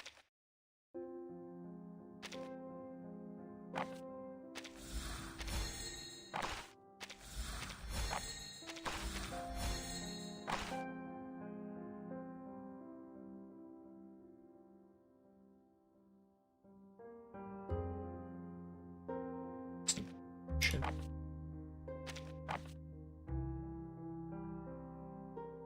Oh, it's the fool. The fool. Alright, let's do this. Limited grace for Anri version. You have no idea how much I want that. I was not even alive in the suitcase. There's at least 2 people there who want her dead. I believe at the moment she should be going through re-education right now, if I recall correctly. Are scaling wild because I'm just getting more durable than assault rifles. Or they were just missing. Right, she might have been dodging. Imagine a playable evil character, yeah. I will probably get more Madness characters eventually. Like reformed Madness characters. Stormtrooper ass, yeah. Or she was dodgy, man. Or magic, I don't know. I always got an update with a new mineral piece and it powers up several by so much. Oh, the dog, yeah. I just did that this morning. I'm not confident she's Moth. I also want to see what information is in the Moth game mode. That too, yes. Brother in Christ, we have Anjo. Yeah. Like, Anjo is the bad guy player with the best band in town.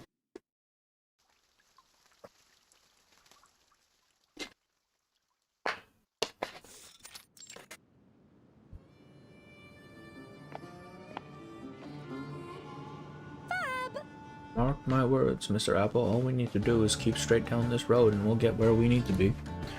Did we land at the wrong airport? Sure. Did that lorry we hitched on go bust? Absolutely. Did our motorbike... Okay. See, Regulus has to be the jinx, right? Like, every vehicle, it just dies. Did our motorbike go careening in the cacti? Too bloody right. Nothing's gonna slow us down. 77. The Rockin' Pirate is making her way down the sun-beaten highway, each step bringing her nearer to the distant west coast. She turns her back to the blazing sun, noticing her shadow shorten beneath her, then watching as it shifts behind her. Those Foundation fools ought to have figured out by now, this Rockin' Pirate can't be beat. She laughs, stepping gingerly across the burning stones. Under the blazing sun, it looks as if the asphalt stretches endlessly far beyond the horizon. Plus, how does it feel to be almost halfway through this patch since Matutu Mask Off is 2 days from now? Oh, god damn it. I'm working on stuff, and the fact that we're already halfway through this patch is killing me, man. Why did she leave without a word so gracefully? Something I said. Now all I can do is wait for yesterday. She hums her favorite tune and she makes her way forward beneath the gaze of the red cliffs above her. Tooth Fairy trembles in awe at the sheer power of Regulus. Yeah, Tooth Fairy is but a acolyte in the art of destroying vehicles and children. Captain, you dropped something. A floppy disk tumbles out of her backpack and clatters onto the scorching asphalt. Oh, I see. Little gadgets Anetto gave us. Just another Foundation trinket? Brother, that is actually useful, don't. She picks it up, brushes off the dust, and tucks the lost item back into her bag. I think the game's trying to say she's a moth, but I feel like she doesn't act like it, so my guess is maybe she's under a contract from the Foundation. Maybe. I'm kind of under the impression that any cost is fine to pay for her. Because, like we've seen before with Xeno, like, they don't really care what collateral damage happens because they know it's going to get wiped out with the storm anyways. I'm assuming if Grace is the mole, that is the logic she is operating under, right? She just really enjoyed being Madness, yeah. Or it could be that Grace was originally the mole, but she got converted and now is on Madness' side, so, hey. If things head sideways, we'll have this little toy to make our escape. Why don't we just use it to go straight to Los Angeles? Actually, though. Okay, why do you want to go to LA, man? LA sucks. His voice is uncharacteristically hoarse. Oh. Nonsense. This is a journey, Mr. Apple. Oh, no. And any good journey is about hoisting your sails and making your own across a wide open sea. Not that there's much sea to go around here. Black Beacon is in 2 days? I thought that wasn't for another while, man. What the hell? God damn it. Where's my playable awakening that's a vehicle, John Blue? But actually, give us a playable car or something. I honestly think she was very mole-like in the event. She was really pushing for the right. Exactly, right? If you are a cult, the last thing you want to do is for people to interact with your followers. That's the whole reason they move them into compounds. It's the whole reason you have things like Jonestown or fucking Waco, right? You don't want them interacting with people. So the fact that Miss Grace is doing the opposite of that makes me think she actually is just trying to sabotage her own plan. God damn it. Joe versus Regulus, domain expansion of music genre. I mean, Joe isn't super music-y. No sea at all. Only badlands and mountains, and beyond the mountains, wilderness, and threaded across the wilderness are the asphalt roads of industry, stitching together civilization from coast to coast. But keep your chins up. We're still a long way from LA, but we're not going to stop till we're here. There. Joe rapping versus... Oh, that's true. His thing was a rap, wasn't it? Or hip-hop, or whatever. Excuse me. Be nice to have an airship about now. That's a groovy thought. They're really teasing us with this airship, aren't they? She pulls out the disc again, a vanishing ritual disc hidden among her vinyl records disguised as an ordinary CD. So they have CDs. Quick cash, shadow schmadow, haha. The ritual disc gives no response to her botched incantation. Captain! As Apple believes, perhaps... His voice is weak, losing more and more of its usual shine and elegance. Indeed, he seems to be struggling to stay afloat in the scorching heat and almost shriveled, trying with as much effort as he can still muster to keep up with his captain's boundless energy. Well, we know Apple can't die, right? Like, he's an awakened. Before we reach the coast... Captain, please. No worries. Just think of the glorious sunshine waiting us on California Highway 1, Mr. Apple. We'll make it to that show in record time and rock on harder than ever. Our ambitions remain as high as ever, even after this little ticket mishap. They had stepped out of the plane expecting to be welcomed by the big city and ocean breeze, but instead found themselves in an entirely unfamiliar and unwelcoming place. Now Apple is falling further and further behind her. If I dare, I'd bury me beneath Westminster Bridge, please. His sentence trails away as he lands in a soft and squishy thud. A remnant bit of juice sizzles on the hot asphalt as Regula swoops him up in her hands. Wait a minute. Boy, Mr. Apple, wake up. No! Mr. Apple! Oh no, he's dead. Hey! Did something happen to your apple? The car pulls off the road beside her, the window lowers. He's cooked. He's literally cooked. I saw a trailer and they have their version of a parent island, but it's an organization. God damn. Okay, I was planning on playing it, honestly. I just didn't know it was so recent. I didn't think it would be coming out so soon. Need a ride. Walking across the wilderness in this heat ain't easy. Hi. I'm from Gold Dust, just a little up that way. Name's Riley. What's yours? Riley? I know Riley. The friendly driver waves her towards the car. You're lucky to meet the one and only rockin' pirate of the Thames, Regulus. But this rockin' pirate could use a bit of water about now. Here, catch. The driver tosses a half-empty bottle to her. Woohoo! Rock on, there should be enough to save, Mr. Apple. He twists open the cap and pours the remaining water out over her first mate. Is that how all you Brits treat your food? This apple isn't food, he's my mate. Okay. Alrighty then. So what brings you out here? Get lost on your way to Albuquerque? Or just decided to brave the desert on foot? Only a bloody misprinted ticket at the airport. Oh, and then the lorry we hitched a ride with broke down. And the motorcycle hit a rough patch and skidded into some cacti, and even the bleeding tractor that found us couldn't make it more than halfway, so now we're hoofing it. Whether a curse or just an awful run of bad luck, the misfortune appears to be following Regulus at every step. Well, no one jinxing my baby here too. There's a playful laugh as far as Regulus could tell. But Blue Puck realizing 2.0 and 2.1 were pretty good. Yeah man, they were American. Of course they were good. Right? Right? Hold on, did you say we? Oh.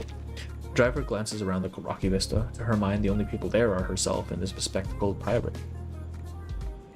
Mr. Apple here is my first mate. Okay, Apple, say something or she's gonna think she's insane. She cradles the apple up to her chest. Her poor companion still hasn't regained consciousness under the blazing sun. okay. Well, your friend looks like he's seen better days. How's it going? Cold dust is just ahead. It won't take long, so miss, how about it? She honks, signaling for Regulus to hop in.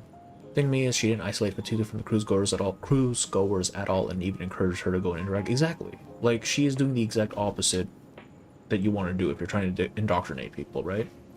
I'm fairly certain it was either, like with the Islanders, it was either kill them or prevent them from joining Manus.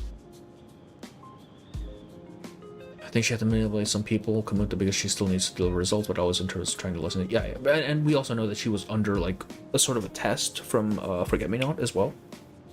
So, I mean, that probably factors in. Like, this was probably an initiation rite or something.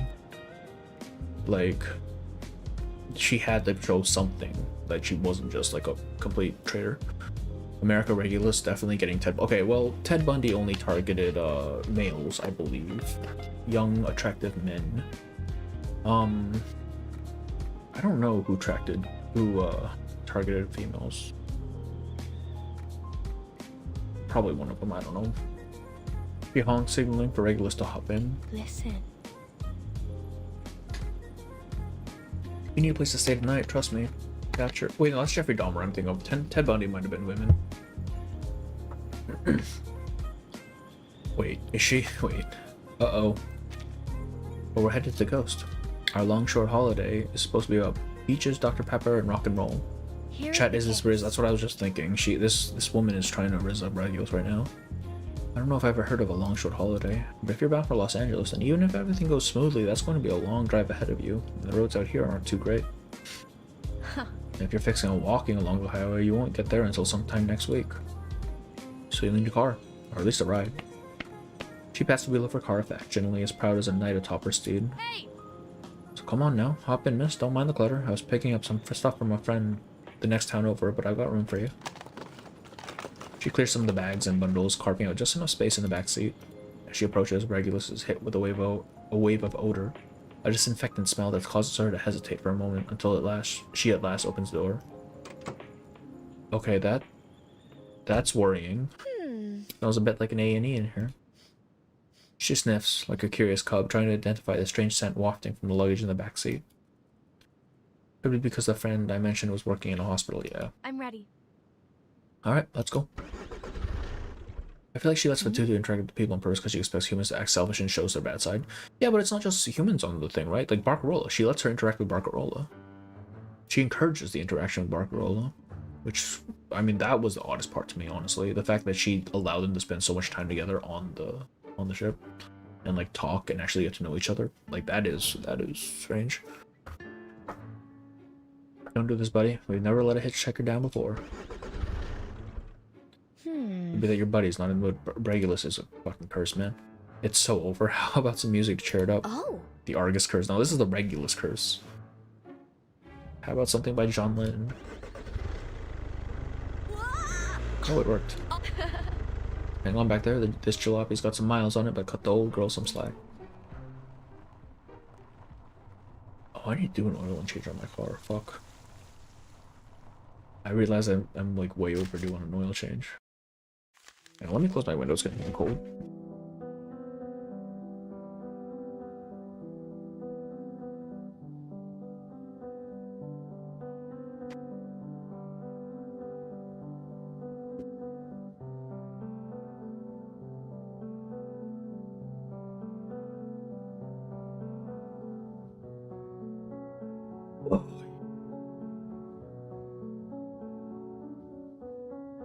I already saw the human swapping stories during the blackout, and Fatutu came to her for guidance after that. She wouldn't already know that. Yeah, like she had ample time to realize that if that was her goal, she had ample time to realize that it wasn't gonna happen. Like the people were just being too nice. Okay. No, there's none of that stuff here. Fool's gold.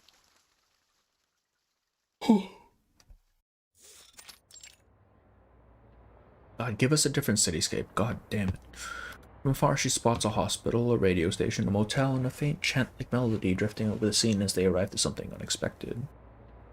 Lines of people form queues outside the local shops. The town seems much livelier than Regulus had expected. Look! That's Gold Dust Radio Station, just a few steps down from the corner there. Don't point her in the direction of radio station. That's just asking for trouble. If the story is what she did on her very long vacation, as someone who finished the story can tell you, she didn't do much work. Oh no, absolutely. Like, I wonder if she ever got that vacation from what's his name after the thing? Gat. I don't know, man. It seems, I don't know, that's fair. It used to be an old opera house back in the Gold Rush, then the radio took over, so the locals call it the Broadcast Theater, including all the Gold OSTs here. You mean cities don't all look like... No, man. Like, these cars, I've never seen one of these in real life. Ain't no way. No, Blue Puck don't use the British city CG. They've used this for America. They have used this for Australia. Have they used this for... I don't know if they ever used this for Britain.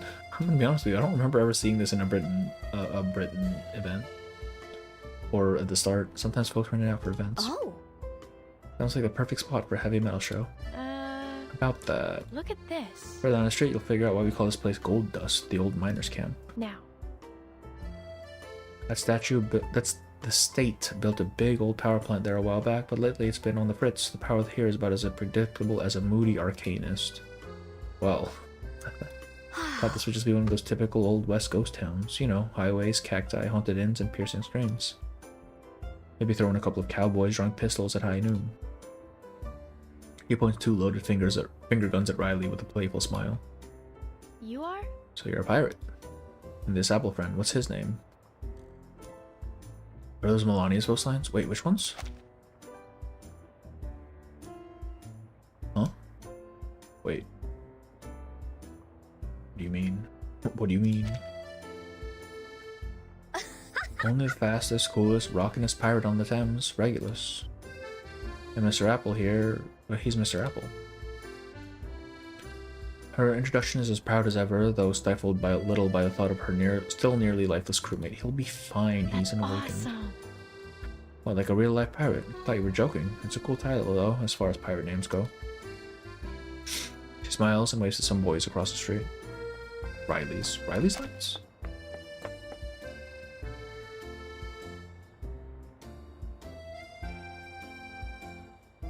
I don't... But you mean voice? Look. I don't know, man. Maybe? Pretty sure voice lines just Melania's from her own character story. Oh, I see. I don't remember Melania's character story. I'll be so real with you. I don't remember most of 1.1. The kids start over to see these new visitors. At the moment they notice Riley and her strange companions, the kids hush, whispering amongst themselves.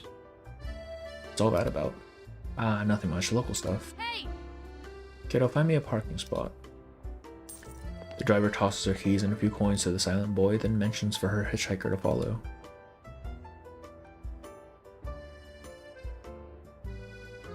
You know, my dad told me that the day I was born, Elvis was doing a show here.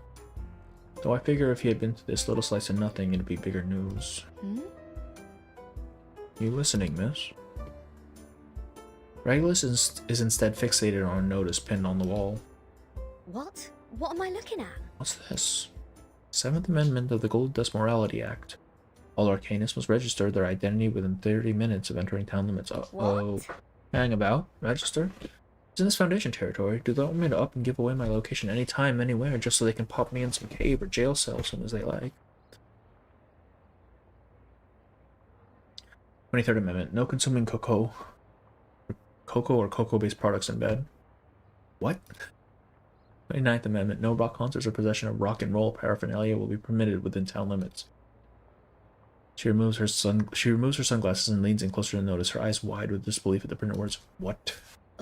What? Oh, her rock is banned? Banned? Right now. Riley points out the town sites one by one, the hurried pedestrians, the anxious customers, the thug-like enforcers. Kimberly doesn't even mention... Anja doesn't even mention Joe at all in her line. She does mention Argus, though. Illusions of light.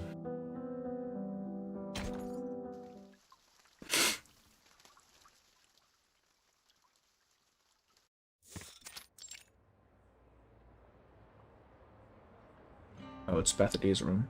Or, I mean, the room in the suitcase. The hallway's a noisy din, punctuated by chaotic guitar riffs. Oh, and this is also Desert Flannel's room. From inside her guest room, Regulus picks up the phone and dials the front desk.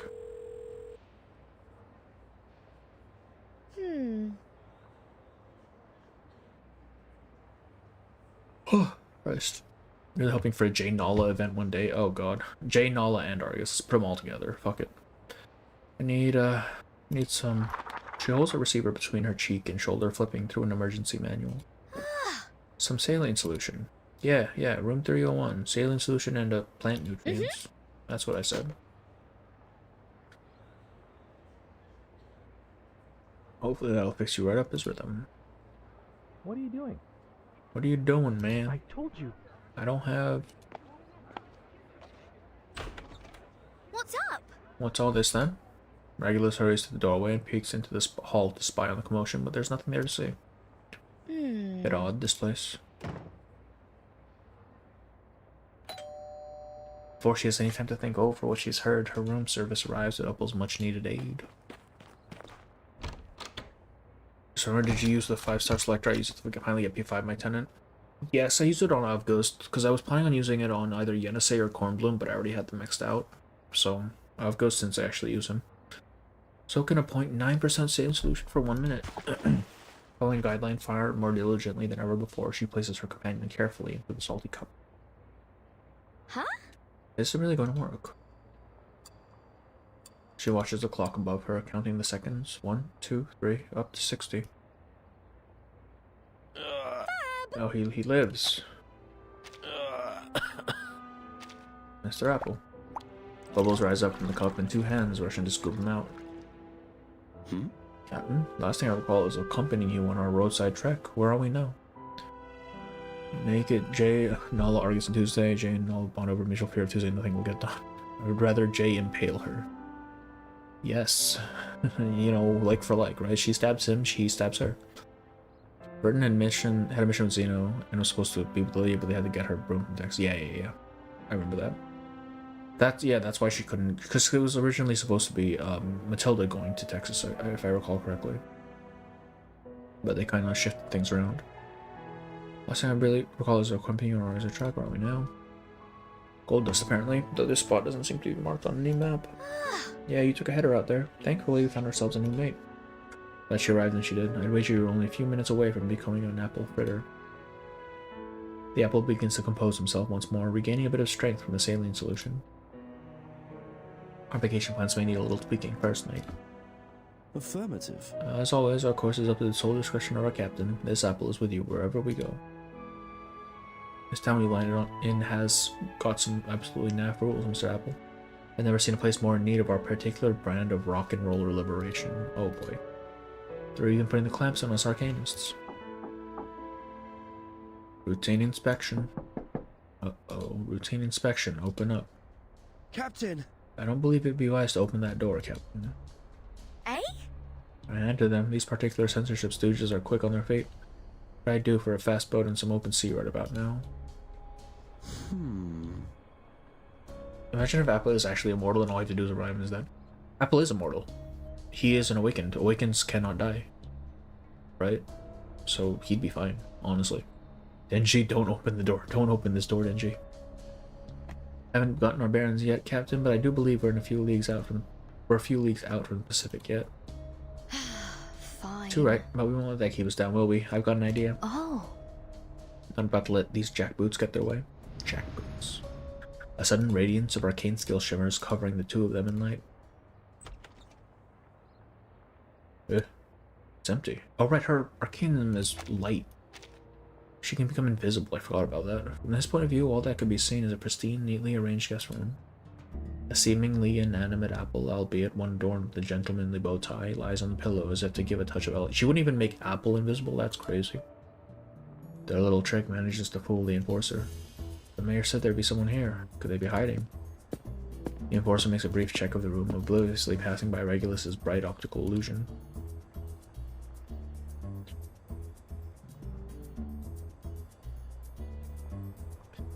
One point in the live stream says Awakens can only die if their core gets seriously damaged, doesn't it? I don't think they can die at all, because they're embodiments of an idea, right? So as long as that idea doesn't die, they should be fine. Or at least they'll be reborn. Because, I mean, like, Lucy got blasted repeatedly to the point where she was reduced to dust. Her body was reduced to dust. I don't know why her core wouldn't be as well. So you're saying Mr. Apple would still be alive if I ate him? Yeah, I mean, technically. Right? Assuming Apple's a lot more susceptible to dying than Lucy or Ulrich. He's a biological object that I think he could die. Maybe. I don't know the rules for Awaken. I just know that Awaken typically wouldn't be able to die. How badly? Because Lucy ate like 200. Exactly, like Lucy died in various different ways. Like some of those must have damaged her core. Some kind of punk kid is playing tricks on me. Culture and Lucy session live stream where they might showing where they're showing her body's Lucy. I'd have to go back and check them. I wish I'd have gotten a heads up about the brute squad. What's that yell? You do make for a convincing pillowman, Mr. Apple. Pretending to be an inanimate object is far from my most challenging role. Some might call that method acting. Huh? This is turning into a proper mess. How'd the fuzz get so wise to us so quick? Oh, brother, the girl's a traitor. It has to be. Could be that your reputation exceeds you, Captain. Yes, because of the storm ritual. Lucy was safe because the body took a hit from her cord, which was the piston, I assume, same for Ulrich. Yeah, because he's in the little suit as well. Love that Lucy took Enigma's suggestion. 230-fold bet. Oops. Oh. Regular says on the periodic guitar riffs that had punctuated the hotel's hallway are gone now, leaving behind only the dim cacophony of hymnals from the street. Rock gods above, no, I'm a patient woman, but I won't tell a lie, Mr. Apple. This balmy town is really getting on my nerves. No rock and roll and no unregistered arcanists. Ow! In less than an hour and you're already a wanted fugitive. I do believe this may be a new record, Captain. Oh no. Huh? Is it then? Well, it's another feather in the old cap, innit? Solid. Of course, that doesn't make any sense. If our presence here's already got the man in a tizzy, then you may just be right, Mr. Apple. Our reputation does precede us. From the Plymouth shipyards to the LA docklands, the tales of your rock rebellion have doubtless made waves. Not exactly. Still, I would have thought this place was a safe harbor. Why let the enforcer in? Regulus sits down on the bed, pondering aloud about the town's ordinances. So all arcanists have to register. The motherfucking 1.1 OST, yeah. When you use Regulus in battle, she does nothing and Apple does everything. Chapter 1, he is the one who makes the suitcase invisible. Yeah, Apple's doing all the work here, man. What the hell? What does Regulus even do? For some reason you can't have chocolate in bed. Then I said this place couldn't get any more square, they ban rock music. Fab, just fab. There's not but one thing to do about it. We'll need to break all these rotten rules at once. She reaches into her bag and grabs a handful of red and green chocolates borrowed from the Foundation Christmas party. Next to appears a record player and a few choice speakers. Oops. She checks the needle, loads her favorite vinyl, and adjusts the tone arm. Oh shit. Last but not least, she disappears into her flickering arcane light. Like Freedom Rock. She gives out a rebel yell that falls neatly onto a mouthful of chocolate. Oh.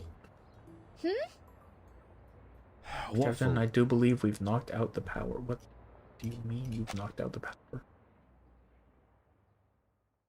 Oh, I see. She hooked up all her stuff.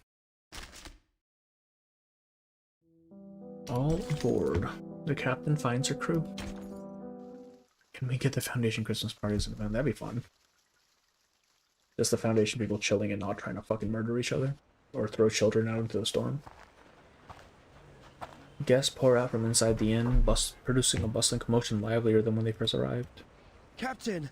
Not sure I understand all the fuss. This seems like nothing more than a temporary outage. Should be over quickly. Huh. How come the grid is so doggy? It's done in just by a few speakers and an old vinyl player. I suggest an alternative explanation. It looks like the authorities have set up a cordon around what appears to be the town's power plant. I don't think it's vehicles that Regulus breaks. I think it's electronics in general. First, the free reason, now this hotel. Yeah, but I mean, she also fixed 37's computer, so like apparently that's fine. Though she did. Okay, technically the free breeze wasn't her, right? The free breeze was the maintenance people fucking up in the belly of the ship or whatever. Technically. Just our luck, eh? She removes her sunglasses and surveys the surroundings. A crowd of young people lingers across the street, whispering to one another. Any idea what they're on about, Mr. Apple? This apple can only make up the words Order of Enlightenment. God damn it. Huh? Always the Order. The Order of Enlightenment, yeah? Riley mentioned them too. What's their deal? A term from an unfamiliar air leaves Regulus scratching her head. Okay, so the memorandum hasn't gotten out yet, that the Order is with the madness. So this is probably closer to 2.0 than 2.1, is my guess. Or Regulus is just completely uninformed, which is possible. If Laplace is invited, there's no way the Christmas party doesn't end without Medicine Pocket getting at least one casualty. Yeah, man. Medicine Pocket is causing problems no matter where he is. It wasn't us, man. This is total crap. Well, whether it was or wasn't, you're coming with us. Why? Give him the stress ball. On what charge? I know my rights. You can't just haul us off to jail for nothing. Sovereign citizen. He's a sovereign citizen. He is not driving, he is traveling. The young people are soon flanked on each side by uninformed thugs. There's a tension in the air that would match the best standoff of any spaghetti western. There's a music video of her on her motorcycle, and Apple is the one who makes her invisible when the police pay. I saw that. Yeah, I've seen that one. We've had our eyes on you punks for a while now. Under the revised Gold Dust Morality Act, you're suspected of organizing an illegal rock performance. What? This is it. I'm not letting these thugs get away with arresting these kids. Please hold on. The crowd outside the hotel has gone eerily quiet as they watch the growing ranks of black uniformed enforcers on the street. Discretion may be the better part of valor at this moment. Fine. Discretion, mate. Don't you know me better than that? Attention seems set to break when the moment is interrupted by the appearance of a sharp-dressed man that promptly strides up the line of black-suited enforcers. And just like that, attention fizzles away as the young rockers hang their heads. See, there's nothing to worry about, son. Let's just do this nice and easy. Be under a spell. Come along with us. The mayor would like a word. This won't take long. Damn it. Whatever, just don't touch me. I can walk there myself. Oh no. He's one of them. Yeah, okay. As commotion fades into a dejected whimper, the sharp-dressed man turns abruptly and makes a beeline for Regulus. Oh. A new face. What a blessed young lady. Oh, this dude is not... It's just the guy. Hello. Mayor... Oh, it's the mayor. My name is Jonathan, Mayor and Chief Representative of the Order of Enlightenment in this town. We'll be hosting a gathering at the Broadcast Theater tonight. Maybe. I do hope to see you there, miss. The gentleman offers her a handwritten invitation. The fresh ink seems tinged in an oddly ominous hue. Okay. So he knows she's here. What am I I'm looking at? thinking that Riley is in cahoots with this guy. And she lured Regulus in on purpose to the town. She was very pushy about giving her a ride. On a show. Yes. Of sorts, yes. It's our weekly Sunday hymnal, where we come together to lift our voices in praise. Oh boy. In praise to who? The guiding one. She lowers her sunglasses to scan the invitation, catching her tongue on a particular title. If evil, why baddie? What? I mean, that's most of this game, isn't it? The Sufferer. Yes. Yes, the Sufferer. We gather to sing praises for their sake. Huh? So you and all your little rosters are going to be tilting your heads back and warbling for this Sufferer god. Like Vertin and her little followers singing in a choir in school. Whoa! No! Keep it in the This tank! isn't Mateus. No, it is not. There's two of them. Why is the Order all freaks, man? Couldn't catch me breathing as something as Dullsville as all that. Thanks, but no thanks, mate. Should we hear that, miss? Especially as a fellow arcanist. What if... Change your mind, you're always welcome among us. Among us, among us.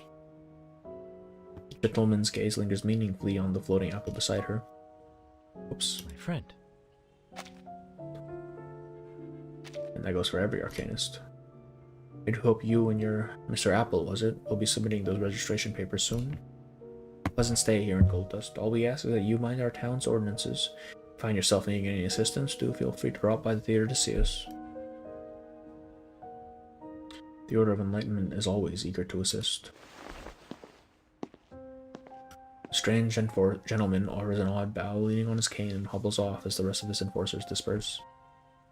By the way, apparently you ought to check out this new anime, 2B Hero X. I think I've heard of that. Google that. I feel like I've heard that name before. Yes. I have seen clips of this thing. I don't even know what it's about. Bit of a creep, eh? The first episode was peak. I'll take a look at it then, yeah. Order of Enlightenment. So this mayor is some kind of arcanist extremist. I wonder if Erden and the Foundation might know about these guys. I think they already know. Have we heard of this Lord Apple? Kind of got the name drop Erden and the Foundation around it. Obviously sus people.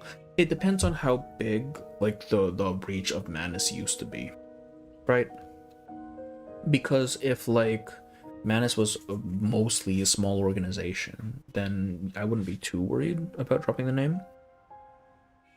But if they were, like, more of, like, a worldwide terrorist organization, then I'd be more like, yeah, maybe don't bring up fucking notable names in public.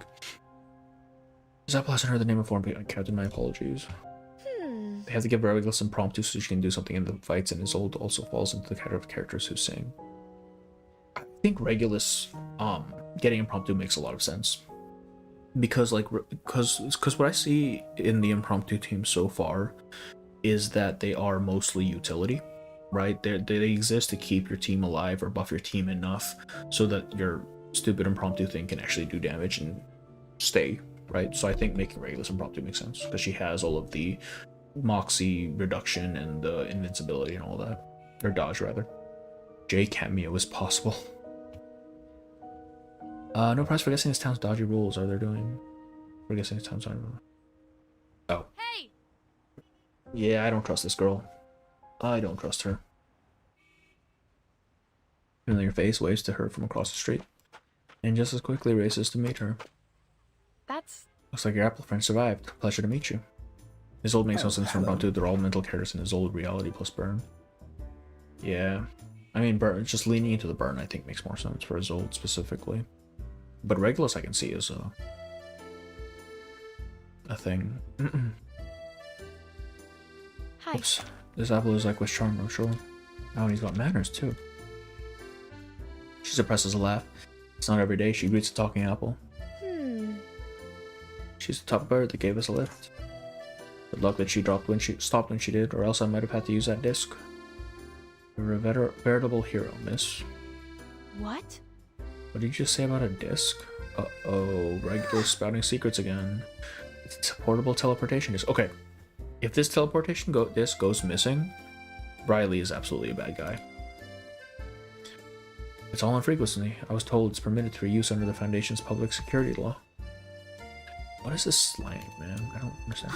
Well, that's what they told me anyway. I never bothered reading them.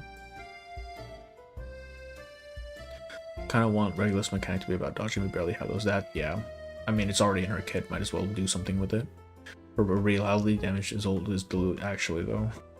She doesn't do damage in her ult, man. I don't know why it looks like that. But that's what they told me anyway. I never bothered reading them. In essence, the guideline dictates that all registered arcanes constrain themselves to pre-approved arcane skills. It's a matter of ensuring that arcane is used for the good of all. Though that part seems to have fallen by the wayside lately. Apple concludes his statement on a low note, but it seems not to have thrown off the groove of his compatriots. Blah blah, all I know is rules are meant to be broken. What if... Especially if breaking said dumb rule doesn't do any harm. Fair enough, man. She flourishes her statement with a laugh before popping a piece of chocolate in her mouth. See, is there anybody in the world that would put me out, that's put out over me having a bite of chocolate? Oh, I can think of a few. Oh, Smashing, love. Good to see I found a fellow rebel. my friend. Not just one, we've got a whole bunch. She holds out a chocolate ball as if offering a badge of office. So... You in?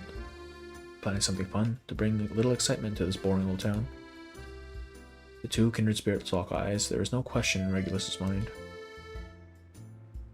You can count on me, pal.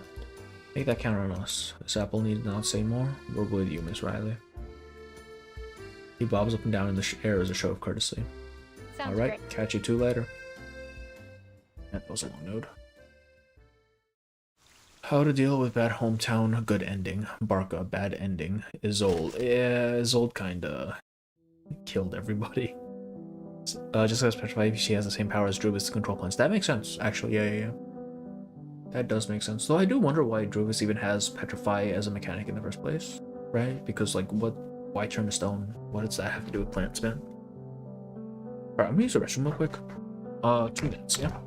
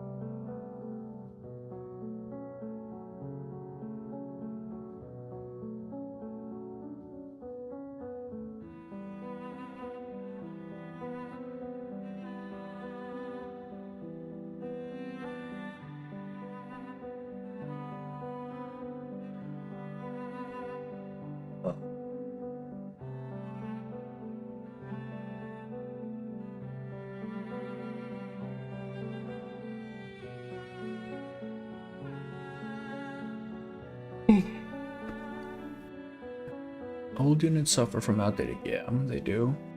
Just said Ruba's vines make your body stiff. Maybe just one of our arcane spells in the gameplay gesture like that. Okay, yeah, that makes sense. What's Jessica's power again? It controls the white moss from Green Lake, and apparently it can cause like hallucination and shit. All right, 3 more. The Pirate's Declaration. From now on, I call the shots. Excuse me. Jesus.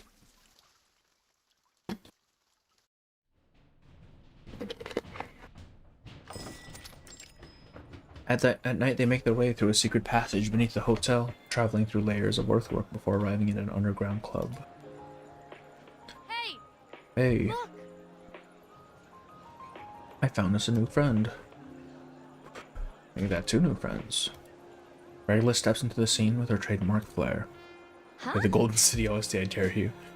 Is this your hideout? Oh yeah, it's not much, just an old stage. All that's left of an old speakeasy from a long time ago. She gestured towards the performance area behind her. Not bad, except for the lighting. And the air down here can get stuffy. But hey, it's somewhere to practice without those thugs breathing down our necks. You said you were some kind of radio DJ back at the car, right? So you know music. Miss Riley, when it comes to music, the captain's taste is world class. Wow. Not a talking apple, 4-Finger Johnny. The band takes immediate interest in the appearance of the floating apple. Too right he is. He's the first and best mate in my crew. Oh yeah, well I guess it's time our crews met. Riley presents her bandmates with electrifying showmanship. Friends. You've met 4-Finger Johnny on bass, and on guitar we've got the rockadelic Flash Liana. Playing the drums we've got Warhammer Uni. And lastly on those electric ivories we've got Octopus Dimitri. Warhammer. Oh! And me, I sing. With their introductions out of the way, the newcomers are welcomed into their circle. We're planning to record our own album and then distribute it to the people in town secretly. Here. She presents her music in a very unusual format. She's the power of her parents, North American deer woman, controls plans and changeling, the power to change shape. Yeah. What in the Fallout nicknames? Why did Riley get a normal nickname? Whoa. A stack of used X-ray film. Jesus, why? X-ray film. You're recording music on these. That's quite the unusual technique. That's right. You got it, sister. Mr. Truga picked up from our rusky friend Dimitri. Not far away, Dimitri, busy tuning his keyboard, nodded in acknowledgement. Apparently back in Russia they had to sneak in American music on these bone discs. Metal as hell, don't you think? What is an X-ray film? X-ray film. Is it just... okay, it's just like these sheets, I see. I want to remind you that the Helldivers need you. How much is Helldivers right now? It's like $30, isn't it? Bang on, mate, but let's get down to business. Why bother with old X-rays when we could just take over the broadcast here? I might grab it when it goes on sale. $40 Yeah. Bone discs were a real thing, by the way. Bone discs. Regulus pitches a curveball at her American friend's discs. Okay, I looked at bone discs and it's literally just your spine. The results I got were literally just your spine, so probably didn't do that properly. $400, yeah, I'm probably gonna wait on a sale then. I'm spending a little too much money recently. Regulus pitches curveball to her American friends. The only noise that follows comes from the soft circling motion of the stage lights. I may say, rock your brains out with that or something. Oh, I see. She adjusts her sunglasses before launching into her proposal. Cutting records and distributing them, it's all fine, yeah, but what'll it really accomplish? Why not really make some noise? Head right down to the belly of the beast and put on a show that'll blast them into the stratosphere. Now that's how a real rockin' pirate rolls. Your mother was a woman. What? What? Huh? Where did it say that?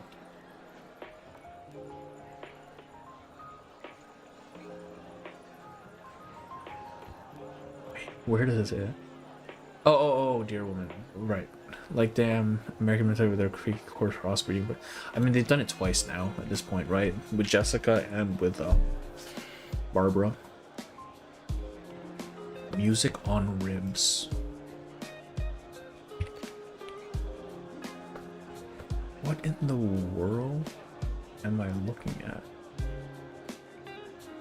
Ribs are a black market method of twinkling and distributing music that was banned. Jazz on bones. Bone music. Literally on x-rays. That's crazy. That's crazy. Captain, I feel I must offer a bit of caution. You're proposing quite a risky venture. I'd agree with the apple. I don't think we're prepared to do something so crazy. The rest of the band grumbles out similar apprehensions. Come on, gang, picture a pirate radio special here in Gold Dust. We'll crank up the volume and blast our sounds straight through their band-happy skulls. Which means... So like we just storm in, waving our instruments in the air and mosh our way through the stage, then hijack their mics to sing all those songs they don't want us to hear. You betcha! Rappers attack you are, Johnny. The bassist stops for a moment before a wide, wolfish grin stretches out over his face. Sounds great. The freakiest mother of history belongs to Jess's. You never know, it might have been very, like they might have just spliced the DNA or whatever. I'm in, I'm so in. What about you, Riley? The bassist picks up his weapon and rock and plays an expectant riff. The drums join in, followed by the keyboard. My friend. Getting tired of playing underground, aren't you, Riley? Let's hit a new venue. Actually, yeah. Riley stands on stage, looking out over her friends as they sign on with a rocking pirate's proposal, feeling their eyes lingering on her. Okay. Sing? In front of everyone? I don't know, I don't think I'm ready. This must be the place. Oh, here we go. What's the wrong? hell? How did they find us? Ah, Riley is absolutely the mole. Ain't no fucking way, man. They didn't just happen to find this place. Sounds like we've got uninvited guests. Jackbooted sensors. What? I guess we'll have to give them a little preview, hard rock style. Let's kick some ass. Hey, Manus, I heard you like 'em young. God damn. That's an accusation. They defeated the defeated forces tied up with a rope and crossed over the edge of the stage. They didn't even bother giving us a fight for that, damn. We're sure this is a good idea. Are these ropes gonna hold them? Relax, these ropes are plenty thick. They use them for the curtains, I think. Back when this place had curtains. Not exactly. How'd they find us here? Could it be the letter, Captain? Huh? Huh? You mean this old thing? Apple doesn't answer directly, instead looking over the letter intently. The letter. I'm beginning to form a connection here, Captain. The mayor offered us this invitation back on the street. He said it was from the Order of Enlightenment, but something about it gave off an eerie sort of feeling. I do believe the ominous nature of this letter wasn't just an unease barricade. Oh, okay, so the Regulus letter here. What? Why are they so bothered with us? Just because we didn't want to register with them? The absolute cheek, thinking they could put their stamp on us. Might tolerate the Foundation tracking me, but these half-pence pailers? Not on your life. See, this is why I was worried. We need to burn the letter and scatter while we can. But the Foundation is the one with the child soldiers. That's more utilitarian than anything. Alright, they're just, they're easiest to mold. Barbara's treated like a real child and let go when she grew up, but Jessica, they want to use to create more muscle to breed them. But yeah. Like, Jessica's very much a science experiment, while Barbara was just, hey, let's do it, and then they let her go.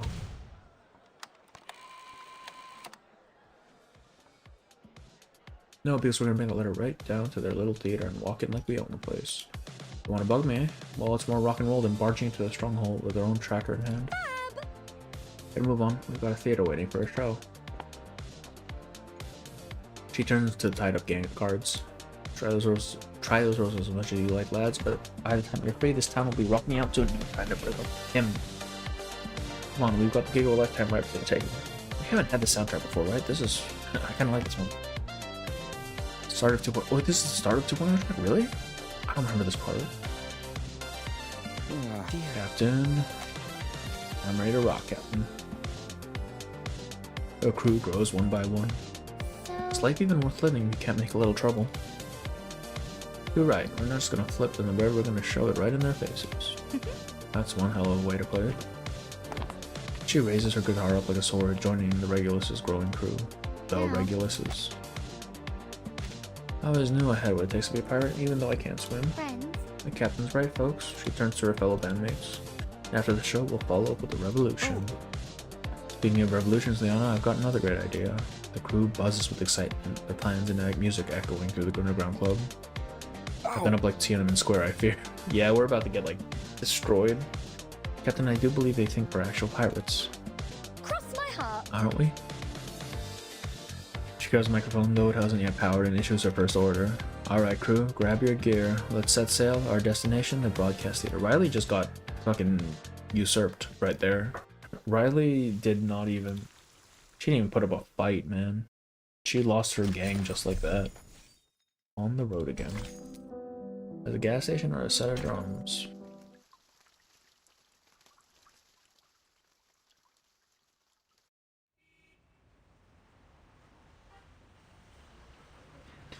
Captain, before we go, we don't really know much about you.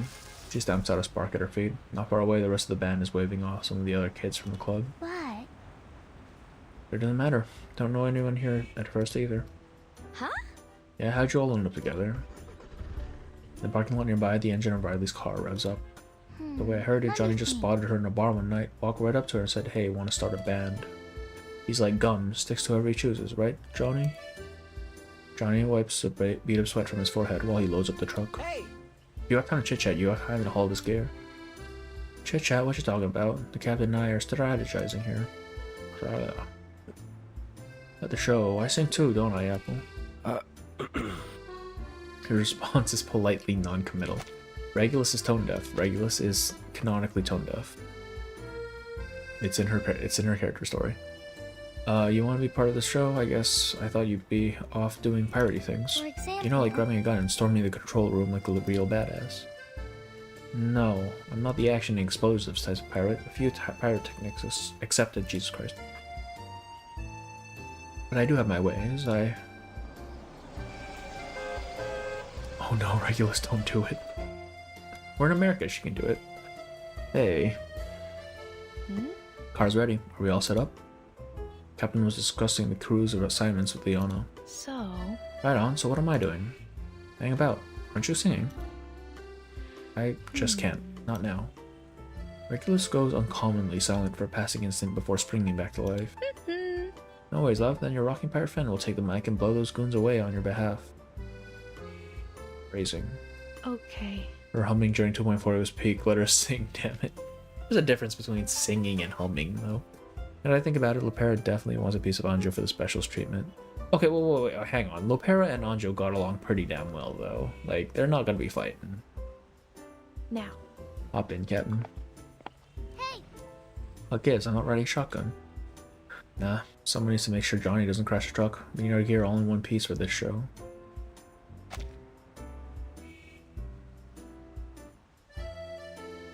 They're gonna lose their gear. Riley is going to make them lose their gear so they can't do this whole thing. You know, I was a DJ too. Once upon a time, had my own show at 9 every night. Don't touch that dial, you're listening to the Hard Rock Hour with Riley. But that was before the town got taken over by those crazies. At first it was just some restrictions on what I could play, but eventually they started writing the sets themselves. How long has it been? So I gave them the finger and went back to my old job. Then I met Johnny, and he's convinced me to join his band to fight the power of music. Radical, sister. I always knew we were two of a kind. Musical freedom fighters. That's right. Too right, mate. Oh, please don't let Regulus be cringe. It's over. No, man. She's gonna be cringe. I'm chuffed to be able to sing with your band. But you ought to know, it should be you up there. You just want to be our wheel woman and drive us around that slope out. End of the day, we're in this fight together. Just let him try to stop us. Nice, Regulus. You know there's a story behind this car. My booze-hound dad used to run deliveries with it. Call it smuggling, if you like. What do you mean? It's been so long since Prohibition. He loved music. Can't remember a time there wasn't Charles Mingus, Elvis Presley, even Freddie Mercury playing when we pulled in from work. So that's where you got your love of rock and roll, eh? Your dad? Maybe. I guess I just started to connect the sound of that music with him coming home. Rock became the rhythm of my childhood until what is absolute playlist of OSTs, yeah, actually. Woods fade out into the soft rumble of the engine as they drive towards their destination. Maybe we should have all just piled into that truck. Would have been safer. We're safe as houses. You got us two riding with you. That's not. This rocking pirate held off the Foundation itself once when they came knocking, but she didn't. She brags further about her glorious exploits, her brave standoff in the forest. Hell no. No, absolutely not. That was far from even my greatest exploit, but I admit the recent ones were more of a team effort. So I say we proved our punk credentials, haven't we, Mr. Apple? Oh, I can't agree more. I simply believe that would be an accurate use of the term punk. So then this is far from your first rodeo. Wow. Do you really think we can make a difference, or are we just making noise? Noise? Not a chance. Defiance against all odds. That's the true pirate way. Okay. I'm starting to think you really are a pirate. As a matter of fact, the captain did own a ship engaged in illegal activities. Just one, mate. Don't forget our dearly departed Apple II. 2 generations of Apple lost to the deep, one in battle and one battling through storms. Oh. It must have been heartbreaking. Can't imagine what it'd feel like if I lost this old jalopy. There's definitely any unblocked item. Yeah, the people are dying. Ain't no way. Doesn't matter, no. This broken pirate won't be stuck shoreside forever. However, someone show Riley Regulus's Laplace performance appraisal. She was present. She wasn't extraordinary, but she was present, right? That's what the appraisal said. We should continue making an application with the Foundation. I'm certain the tanker would be happy to assist, though, based on my understanding of the Foundation's current financial state, Captain, I recommend we not hold our proverbial breath. Isn't punk music a bit later than Regulus's original time period? I don't know when punk was. When was punk? She did fight off a carnal lobotomy transformation. I suppose so. But no, that is true. She can fight, it's just she got beat up by Sonetto, man. Foundation, so what are you, a licensed pirate now? Historically, this Apple believes the term would be privateer. My vessel bobs over potholes like waves on a choppy sea. Jesus Christ, I can't read. Whether it's the rocky road or their looming destination, Regulus notes the grip her helmsman has on the wheel. And on land or sea, any captain worth her salt knows what calms nerves on the eve of battle. A valid quit feeling so blue, sing away silence, let the story think through. I gotta say, Miss Regulus, if you're going to be the lead singer, you're definitely about to bring down the house. You can't sing. Oh. Just up ahead, let's hop out there. Well, now give these knuckle-dragging jackboots a real blowout show.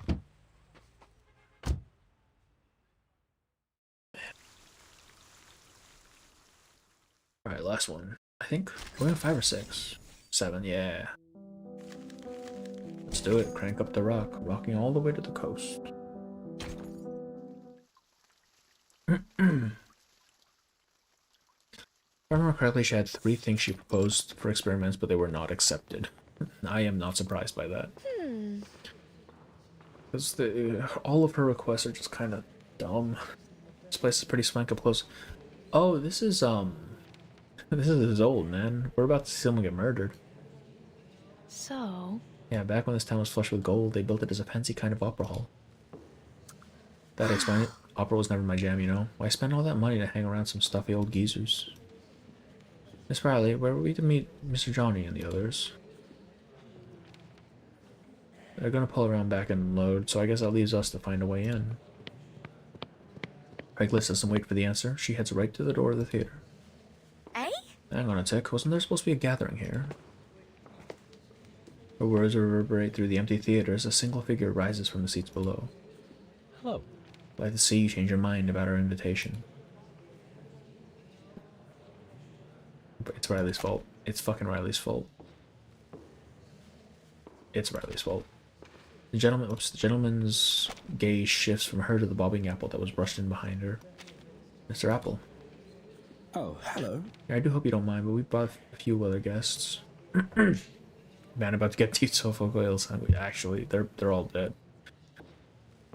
Wikipedia says punk is mid-70s, the pirate radio era is from the 60s only. Yeah. I mean, it could be emergent in the 60s, maybe. I doubt it if it's mid 70s. She might have just picked it up as she was traveling through time, I guess. Because, I mean, a fair bit of her musical tastes are not exactly time appropriate for her personal era. It all might have just been stuff she picked up as she was traveling. Regulus rock versus old opera versus Joe rap versus Barker music. I mean, it's just gonna be a mess at that point, isn't it? There. No problem. Do hope you don't mind, but we brought a few other guests. Not at all. I'm honored to have you all here join our service. Here to join our service. By that, sir, we intend to make some changes to tonight's performance. Why is he just telling him this? Hey, Captain, let's bust some heads and rock out. Their crewmates barge in behind them with a crash, holding their instruments high. Cross my heart. Fab, Liana, get your gear up on stage and set us up. Man, Take it these are your guests, Mr. Apple. Okay, this guy's way too relaxed about this. Exactly, sir. We thought we'd offer our help to liven up the service. Of course, how thoughtful of you, though we may just need a larger venue for tonight's banquet. Oh, and Captain, I hope you don't mind, but we figured we'd swing through town and pick up a few more friends. What? Friends? Hey! My girl Anna and a bunch of other folk tired of these bastards running our town. Is all your Order of Enlightenment thugs can manage for a turnout? Here's the case. We're the best, if you ask me. I'd rather be playing for a live audience than some old busybodies. I've been crying for freedom. Now we're gonna do something about it. We've been all itching for a way to break out and finally do something big. What is feign? I don't know what feign is. I have never seen this term before in my life. Dust, cheers, excitement, and restlessness pour in waves down the road. One car, then another, as a convoy of cars and people make their way through the town towards the theater. Folks, young and old, come together in the streets, ripping down the repressive notices as they go, all headed in one direction. Hey! Would have been nice to get a little more warning if you were fixing to invite so many guests. Gentleman's once affable tone turns Broughton as he draws out the words. Draws out the words. There we go. Especially when so many of them are exactly the type of undesirables we've been trying to keep out.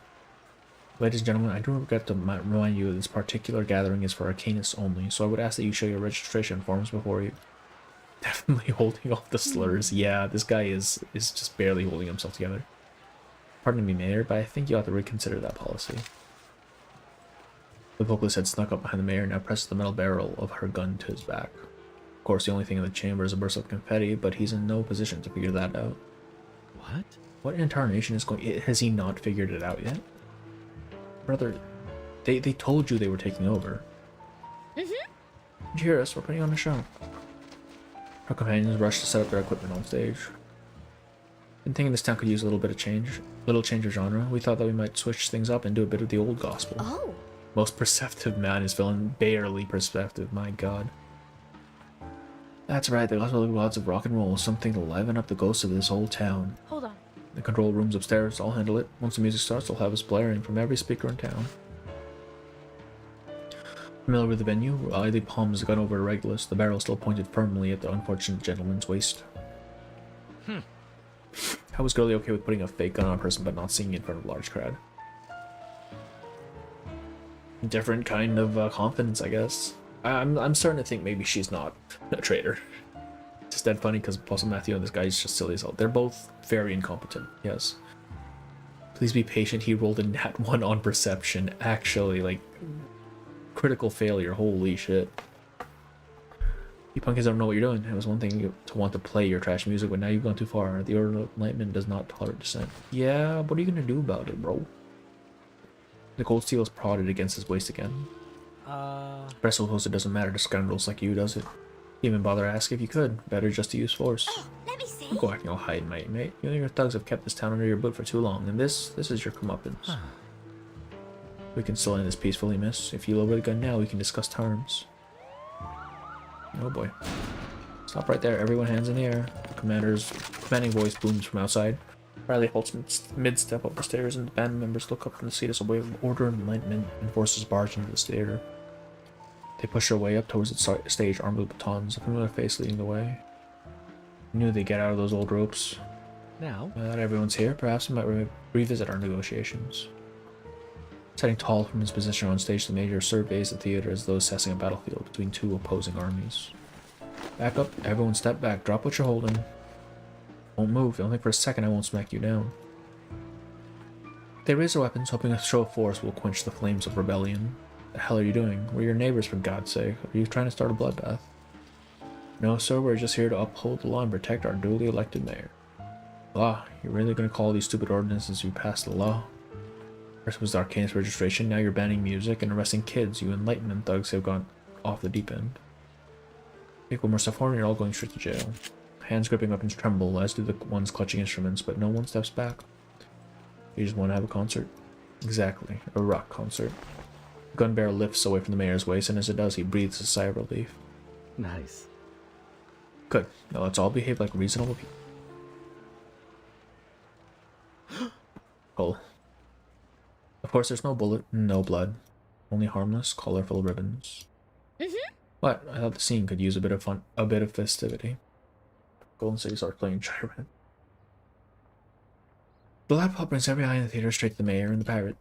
While the moment of silence passes, the ribbons begin to land on the gentleman's coat. His expression shifts from shock to stupor and then to fury. Damn it, arrest them. Don't let any of these punks escape. His words prove the perfect signal to raise the curtain and start the show. Regulus, you dumb. Actually stupid. My god. Regulus, please. Damn it, my guitar. Give it back. Back off, you're breaking the law. The mayor's words are clear. You're... A drumstick to the head cuts off his lecture. The snapstick is grabbed and thrown away into the throng of people. You brat. I've had enough of you. Stirring up trouble. We've had enough of you.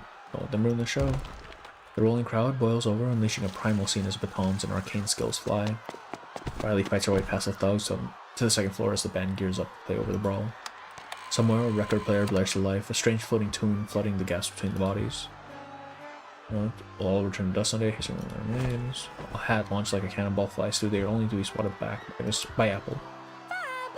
Who picked that record? Great taste. You're on the mic, get up there. Oh no, don't let her sing. That's one strong drumstick. The stage becomes an island over the chaotic sea. Liana swings her guitar like a club, knocking a hapless thug back into the growing mosh pit below. Embrace your troubles, don't wait until the sea floods your ears. You absolute dolts, what was the purpose of filling all your pockets if you can't even do your damn jobs? Upstairs, someone's upstairs, go. The mayor's voice fails to cut through the cheers and shouts as the crowd breaks through the line of his stooges and makes their way to him. What the hell do you think you're going to accomplish with this mess? Consider this a declaration of independence, as you yanks like to call it. These people want freedom, and we're here to give it to them. He bird starts playing. Get your filthy hands off my coat. I'll remember your face. Shut off that record player. Just wait. There'll be new laws by morning. The mayor is swallowed up by the crowd. No one's the same, but we're all yearning for the same thing. Regulus strides through the storm, dodging fine guitars, batons, and people. Cloaked in cheers and curses, she climbs atop the stage. Rock, rock, rock, rock. Shiny moments forever unchanged. Liana retrieves a new guitar. Johnny makes a final check on the tuning. Now the whole crew stands ready and the speakers crackle with static. That's Regulus, like a pirate queen of metal, grasps the microphone in her hands. Hear me now as I declare right here in Gold Dust that tonight is the end. No more stupid laws, no more bans. No rules, none at all. Gone today, gone tomorrow. Let's go, Regulus. Do your thing before you all fucking die. There she is. Look at her. It's her song. It's her fucking song. Clean out those ears. Turn up your radios and crank the volume to the max. Let me hear you, people. Raise those voices up and throw up those hands, because tonight we're delivering you the soundtrack of the revolution. Order of Enlightenment, people of Gold Dust. Let's give them a taste of what true enlightenment looks like. Yeah, man. She did it. 1 week later, they're all in jail. Oh, no, we're in the suitcase. And that's how Apple and I missed the concert. Can you believe they locked us up for 3 whole days? 3 days? For what? They actually got arrested. A newspaper on the table reads, "Troublemakers disrupt religious service. Hold mayor hostage." We didn't even hear the full concert. No.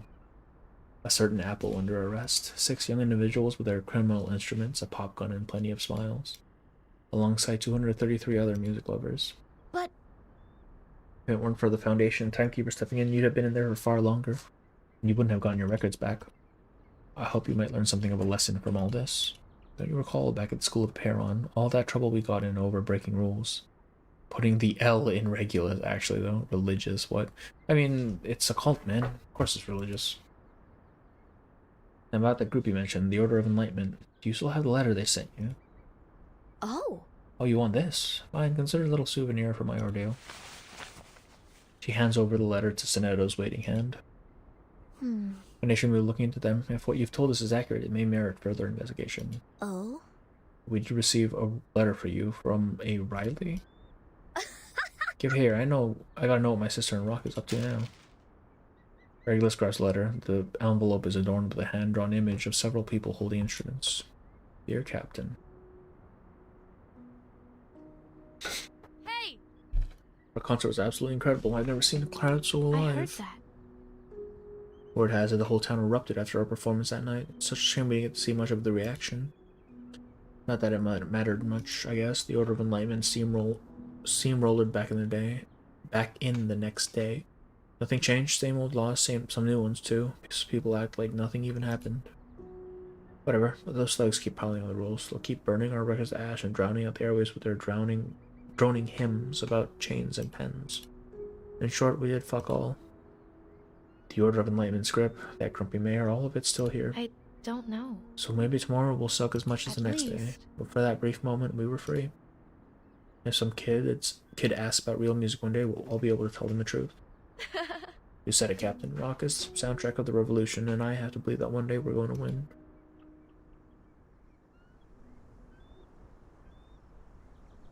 Soneto listens silently as the letter concludes, a thoughtful expression crossing her face. Guys, you really got away with words. I hope she makes it back to the mic one day. Does sound like you had fun. It does sound like you had fun. A fun time, at least. Cross my heart. Fun? Fun doesn't even begin to cover it. Soneto nods faintly, then changes the subject. Your friend's letter gave me much to think about music, about gold dust, about rock. I suppose there's still a lot I have to learn. For instance, I'm actually quite curious what all the fuss is about rock music. From what I understand, the genre has a great deal to do with the rebellion of youth, and... Whoa! No!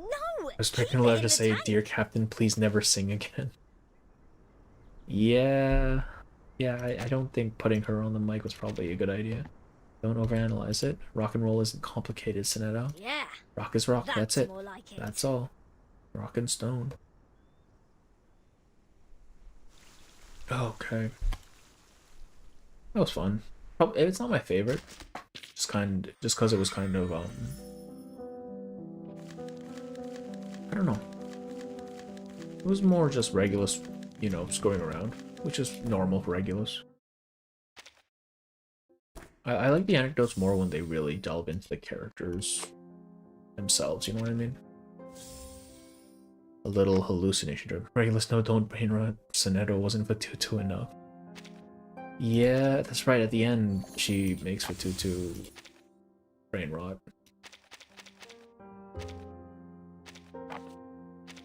Alright. We actually finished on time, that's crazy. I was not expecting to be able to get through both of these. Oh man. I'm tired. Like, towards the end of that, I just couldn't read. The words kept getting all jumbled up. Let's do this. Mesmer Anecdote 2 when, like, actually, though, I would love another Mesmer Anecdote. Just more Mesmer story in general.